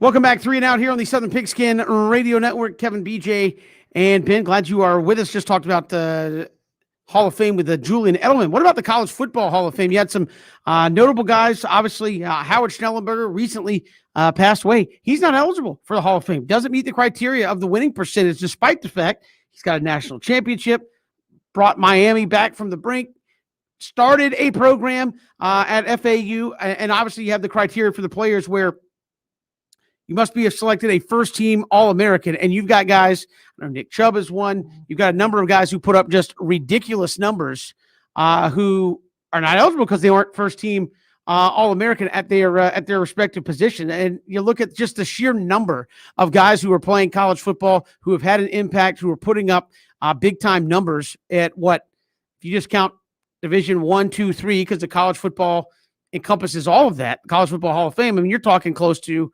300 football programs out there with guys playing every single year. That's tough criteria to say, hey, we got 66 guys potentially who are going to be first team All-Americans at their respective classifications, maybe. So that is that something you think maybe they take a look at and should change to really be representative of guys who are possibly deserving of that? I think they should. And look, I love the College Football Hall of Fame. We've been there. It's incredible. It's amazing. They do a great job. But the All-American thing, the first team All-American thing, and Ben, I'm interested to get your perspective on it. You were a first team All-American at Florida, but I think about guys who weren't first team All-Americans. It's not, it's not a short list. It's a long list. I mean, you're talking about Nick Chubb. You're talking about Trevor Lawrence was not a first team All-American. Michael Vick was not a first team All-American. Eli Manning was not a first-team All-American. Donovan McNabb was not a first-team. Cadillac Williams. Julio Jones was not a first-team. So you have to have more room for nuance than that, and especially at quarterback, right? Because you're basically talking about one or two guys. I know there are a couple of All-American lists, but you're basically talking about one guy a year. Well, you might have a year in college football where you have 5 or 6 All-Americans, 5 or 6 guys who are worthy, but the math, there just aren't spaces for you to be a first-team All-American. I understand trying to set parameters so that you can kind of provide clarity or, I guess, streamline the evaluation process, but that's not equitable and that's not practical. And then the coaching thing, yeah, Howard Schnellenberger's overall coaching record is not going to be as good as like a Bobby Bowden because he started programs from scratch, essentially. FAU did not exist. He created or led FAU once it started. There were going to be some lean years. Miami was, I think, maybe on the brink of considering dropping football when Schnellenberger took over at Miami, and he obviously built that program into a national dynasty, won a national championship, helped elevate Louisville to a national kind of leading name football program. He's a College Football Hall of Famer. Like, that's not up for debate. That's not something you have a conversation over. He is. The players we just mentioned, and there are countless more. They are College Football Hall of Famers. I understand you got to keep it tight. I understand you got to have parameters, but yeah, you got to change that. Yeah, I think you have to change that parameter for the simple fact that, I mean, I understand how prestigious it is to be a first-team All-American, but, I mean, there are guys who are first-team All-American worthy, but you're only going to have so many slots. As Kevin just mentioned, 300 schools, with that many players, that many conferences, that many – because I just think that when you start looking back on it, certain guys had Hall of Fame, worthy careers, but because I didn't meet a certain criteria, I'm not going to get in. I understand – that it's the creme de la creme. I understand you want to be able to celebrate the greatest players that ever come through the college ranks. Then if you want to really do that, if I got to change some things to make sure guys get in, because certain guys, how quick we'll forget about them because they want to first team All-American, but how impactful were they? I mean, BJ, I think something you was talking about with Jameis Winston and Marcus Mariota. I think because Marcus Mariota won the Heisman one year, I think he got first team All-American. I mean, AJ McCarron, I think he ended up being a first team All-American, but you had guys that was Hall of Fame. I mean, first team All-American worthy. I just think that you don't supposed to make parameters to keep people out. I just think that when you start looking at the totality of this thing, you're gonna have some great players on the outside looking in, and you're gonna start saying so and so in. It's kind of real similar to what we said about Hines Ward not being in the Pro Football Hall of Fame. Sometimes it take the voters a little while to get it right, but when you talk about all these different parameters to get in, the one being a 600 winning percentage, first team All-American, that's gonna keep a lot of guys out. I just think it's crazy because I remember, BJ, as you mentioned, us being in the College Football Hall of Fame. I'm looking for Adrian Peterson, and I'm talking about Adrian Peterson from Georgia Southern. Take nothing away from Adrian Peterson from Oklahoma. That's what it's supposed to be about. It's supposed to be about celebrating the greatest to ever come through the game. It shouldn't be, oh, he was second team, or he was third team, or he was honorable mention. Well, they only got so many slots. So I just think it's a travesty because a lot of these dudes should definitely be in. And unfortunately, because of this criteria that needs to be adjusted, most of them will never be in. I mean, I think you look at it, and obviously you put stuff out there because you want it to be elite, right? The best of the best. I get that.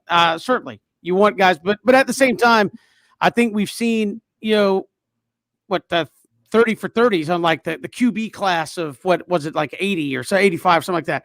And we've seen just different eras have seasons where just the quarterback position is stacked or the running back position is stacked and loaded. And you're going to say, look, odds are you could have transformational guys 2 or 3 deep, potentially at times, that meant a lot to their leagues, college football as a whole, who just because of numbers, like there can be but one, right? So didn't get the first team All-American, who are probably still amongst the greats all time in their sport. So yeah, I think you look at some of those parameters. I think if you're college football, you could say, look, this guy wasn't first team, All-American, but it wasn't because he wasn't good enough. It was simply because there could be but one, and he put up monster numbers. I think Nick Chubb, a guy, second all-time in the SEC. That is, and you say, okay, I mean, that's a league known for running the football, right? I mean, that the SEC cut its teeth on defense and running the ball, and he's number 2 on that list all-time when you're talking about the greats with Herschel, Bo Jackson. I mean, you could go on and on about running backs in the SEC. He's number 2 on that list, and because he wasn't first-team All-American, that's not significant enough to be a college football Hall of Famer. I think that's just a couple of those things that, and again, you open the pool. It doesn't mean everybody's got to get in. It just broadens the scope of who can get in. And I don't think you water down your product. I do think that's one thing. And you look at Hall of Fames, their big thing is, look, we don't want to water it down so that, just everybody gets in, right? And so it's, well, getting in just means you were pretty good. No, I get wanting it to be elite in the creme de la creme, but I think there are obvious examples of guys who were elite in college who probably are deserving to get in and maybe just missing one check potentially on the resume. I don't think that diminishes what they did, potentially of being worthy of being there in Atlanta at the College Football Hall of Fame.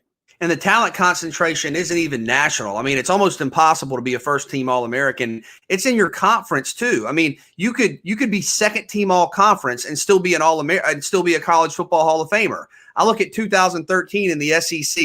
At quarterback in the SEC in 2013, you had Johnny Manziel, Aaron Murray, A.J. McCarron, Connor Shaw, and Dak Prescott. You can make an argument all of those guys should be considered for the College Football Hall of Fame.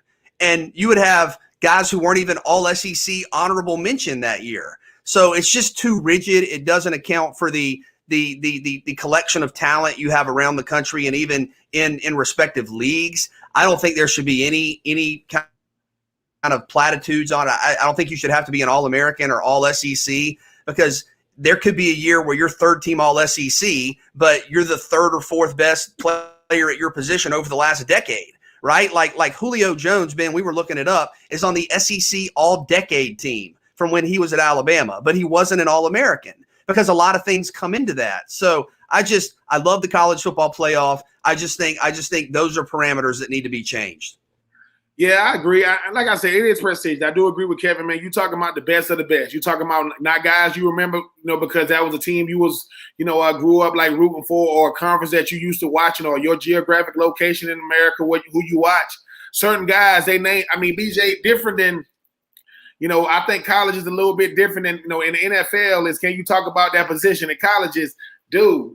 During this era, how good was this player? Not just what they meant for their team, but how good with this player. You're going to have some players that you're going to be saying to yourself, he's not in, and I get it, but sometimes you got to adjust what you're doing. Sometimes something has run its course. How many colleges now added football because of what it did, and then you got some great players that won't get in. I just think it's crazy because, one thing BJ was like, is Joe Hamilton in there? And I said, Joe Hamilton better be a first-team All-American, which he was, and I think he is in the College Football Hall of Fame. You're just going to have some great players that won't get in, and like you said, Kevin, it's not because, the College Football Hall of Fame is real similar to the draft. Certain guys won't get drafted not because they weren't good enough. It's a numbers thing. It's not because they weren't good enough. There's only so many slots. But listen, man, if I was one of the best to ever do it, man, show them some love, man. Give them that College Football Hall of Fame, because most guys, your collegiate career was your last athletic career. Don't try to penalize them because you ain't got that. And first again, team guys, I understand there are multiple All-American distinctions. So maybe a guy got an All-American from one organization but not the other, and we can see if we can double check. I don't believe Trevor Lawrence was ever a first-team All-American, because think about it. He played with Tua, he played with Joe Burrow, he played with Justin Fields. So is Trevor Lawrence not a college football Hall of Famer? That's nonsense. I mean, he is. He is. And I will say this. I don't know how many, we can't have everybody in here, but we ain't inviting everybody. We inviting the ones that are deserving. I look at it like this. Take some of the best players in their era and put them in the same room and ask each other, man. Because you know what each player did. I just think that don't take away a man's contributions because that first team All-American. That's a numbers thing, and that's half popularity, half what you did. On a part of the FWAA was the only one to vote Trevor Lawrence. So the Football Writers Association of America. So he did get one. He was first team or second or third team? First team All-American, him and Etienne. Okay. By the football. So there you go. So maybe he will find his way in there at some point. We got more to come here on 3 and Out, counting down towards Braves baseball, Braves and Marlins coming up a little bit later tonight. This is 3 and Out on the Southern Pigskin Radio Network.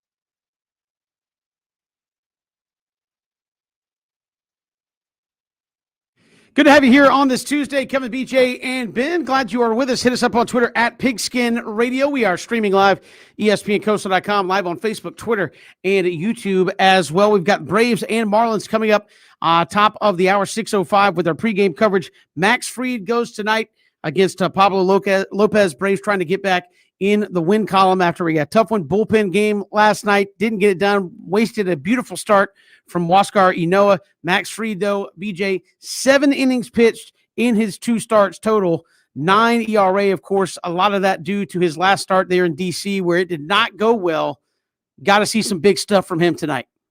And I want to see him be aggressive, be confident, throw strikes. Sometimes early you can get a feel for kind of what the pitcher's perspective or attitude might be if you see him nibbling or trying to get guys to chase. To me, that's a recipe for trouble. I know Max in his opening start wasn't incredibly efficient, didn't allow a ton of damage, but wasn't efficient with his pitches. And I know one of his best pitches is the curveball, and sometimes that's going to be out of the zone. But I still think you got to throw strikes, no free passes. I don't think the Marlins lineup, is comparable to some of the better lineups in the National League. You have Duvall in there. You have some young guys, obviously some, guys that can hit. But I think it's one you can approach confidently and feel like if you're Max Fried, I can throw strikes, I can work the corners, but I don't have to be trying to get guys to chase way out of the zone. And I think if he's confident and is throwing strikes, you'll see that kind of turn into momentum early. And I don't know, Ben, as an athlete, how you go from a really bad performance to a good performance. Is it something you have to kind of think about and force your way through, or can it happen naturally?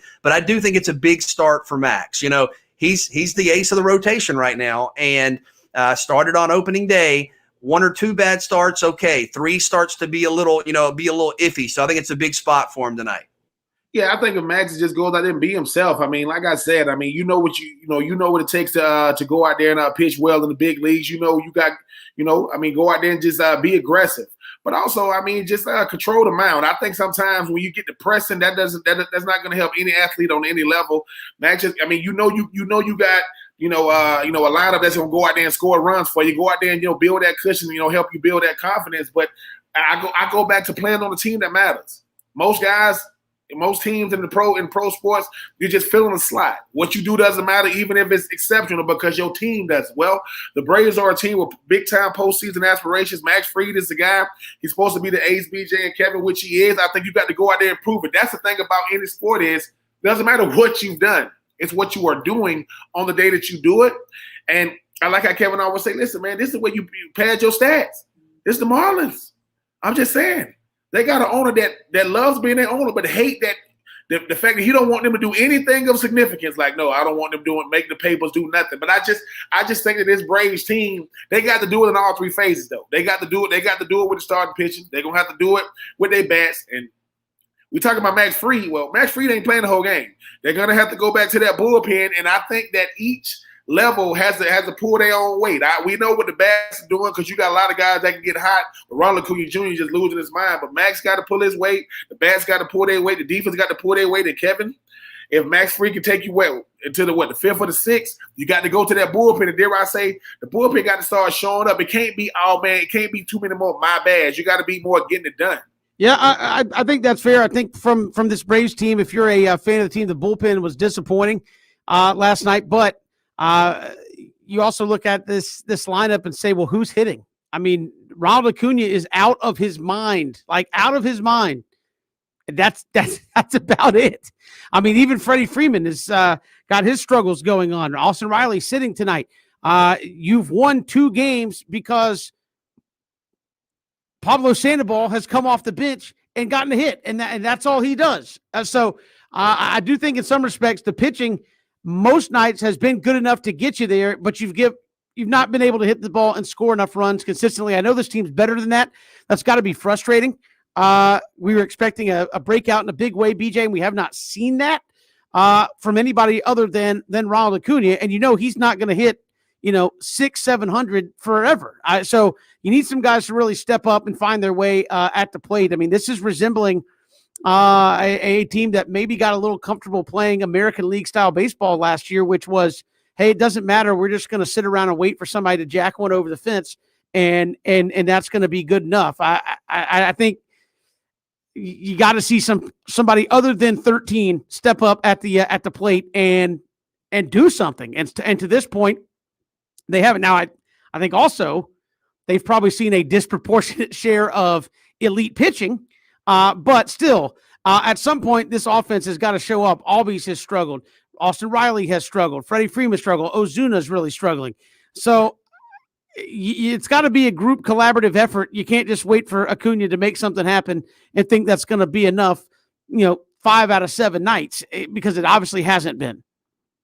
And I'll be interested to see how Travis d'Arnaud responds. You mentioned some of the lineup changes, Freddie up to 2, Ozuna up to 3, and now d'Arnaud up to 4. Normally, and I know you have guys like JT Realmuto, but normally a catcher is not viewed as kind of a leading offensive piece in the batting order. Normally a catcher's responsibility is, hey, call the game, work with the pitchers, be great defensively, and then we'll see what you can do offensively. Batting in the cleanup spot's big-time pressure. And you may say 4 or 5, what's the difference? There's a difference. There's a difference in batting in the bottom half of the order and batting in the top half of the order. And there's a difference in batting right behind Marcell Ozuna at 5 and batting right behind Marcell Ozuna at 4. There is. And Freddie Freeman. So d'Arnaud's been one of the Braves' better hitters since he's come over. But I'll be interested to see how he kind of adjusts, or if his production responds to now being the cleanup hitter, which is a pretty signature, high-profile offensive position in baseball, obviously. I'm looking to see how they're going to respond. I mean, as Kevin mentioned, unless you've been under a rock, Ronald Acuna Jr., he's going out there doing what he does, but who else is going to be that spark? I mean, I understand that, Freddie Freeman is going to be in the 2-hole. That's going to be a little bit different, but if you guys are pros, man, BJ, I like what you said about d'Arnaud being able to be in the cleanup spot, but this is an opportunity, man. Marcell, what's up? It's time. I understand, and I'm talking about like I played baseball. Man, back when I played, no, I'm just saying that, the thing about it is, time is not on your side. You got to make the most of these opportunities, because the last thing you want to do is have one loss turn into 2, and then everybody's, it's not even going to matter. It's like Ronald Acuna going to feel like Freddie Freeman did back in the dark ages. Yeah, the superstar is balling, but the team isn't. Freddie Freeman don't want to go back to that. So I do, and like I said, this is what matters. This is what happens when you play for a team that matters. I do think that Max Fried is going to go out there and do what he does. I think that the bat's going to get going today. And dare I say, man, go out there having fun.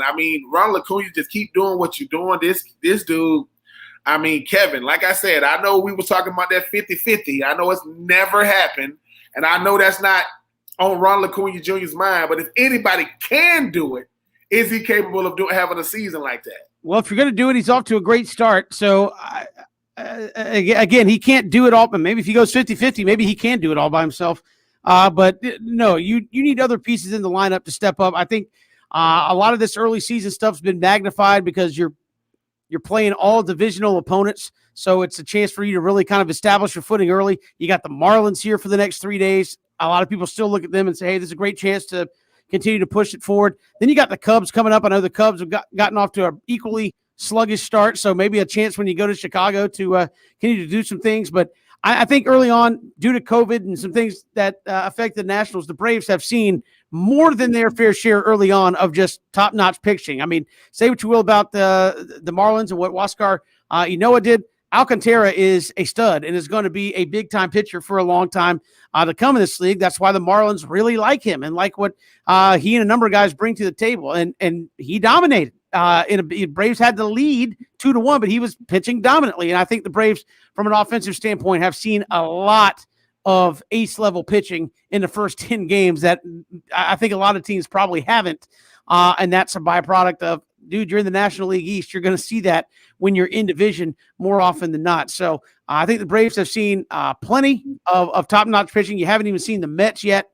So I think that's just something when you're in National League East games, get used to it. You may not be able to roll out 7-8 runs a night, but they still are capable, BJ, of doing more than they have done offensively to this point. I just don't think we've seen a true top-to-bottom offensive effort from this team over the course of a series yet here in 2021. Yeah, that's the key point. The pitching is very good. You knew that was going to be the case, and you're right. You haven't even seen DeGrom yet, or those guys, and you knew that was going to be the issue. But you still can't win consistently if your lineup, even with a guy hitting 500 or whatever at the top, if it's followed up by 149, 137, 111, 114.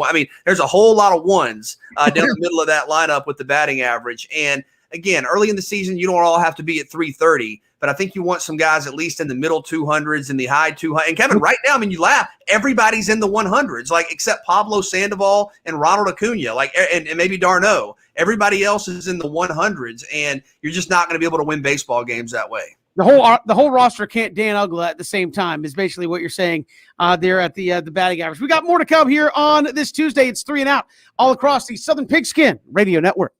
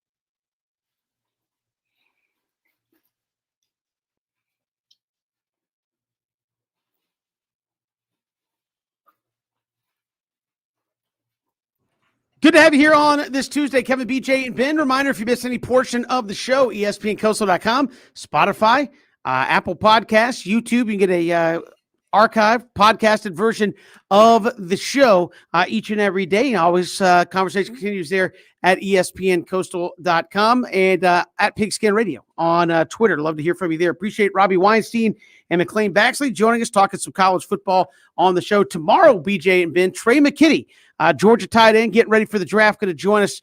Looking forward to him as we are a couple of weeks out from the NFL draft. Good player, versatile tight end, playmaking tight end, a guy who had a good Senior Bowl. And Ben, I've seen a lot of people talking about him as the draft approaches. I'm looking forward to the conversation. I'm always happy for the guy who don't get as much ink as everybody else. We get caught up in the first round picks. But yeah, looking forward to the conversation tomorrow with Trey McKinney. And again, in a what would we say, a strong tight end class, Ben, here in 2021. Move out the way for the athletes. Y'all know what it is. So Trey McKinney joins us tomorrow. We'll also talk with Josh Berticelli, cover some Arkansas football as they are one of the 7 teams, BJ, that are going to have their spring game this weekend. And I know Arkansas, a team that a lot of folks said, going to be rough in 2020. All other things aside, it was going to be rough regardless in 2020. They actually surprised some folks with how well they came out and played. Be interested to talk tomorrow to Josh about what the realistic expectations in the West are for an Arkansas team that came in and kind of overachieved out of the gate. I tried to tell you all about the Hogs last year. And listen, this is a team that returns a lot defensively. Bumper Pool at linebacker. Grant Morgan led the SEC in tackles per game. Jalen Catalon's an All-American at safety, had a freshman year to remember. You got to replace Felipe Franks. That's not going to be easy. But this is a very talented team, a very experienced team, and a team to keep an eye on out west. And Sam Pittman did a good job last year. He did. And I think there's reason for optimism out in Fayetteville. I mean, dude, you have a linebacker named Bumper Pool. Like, what else do you need to say about Arkansas, right?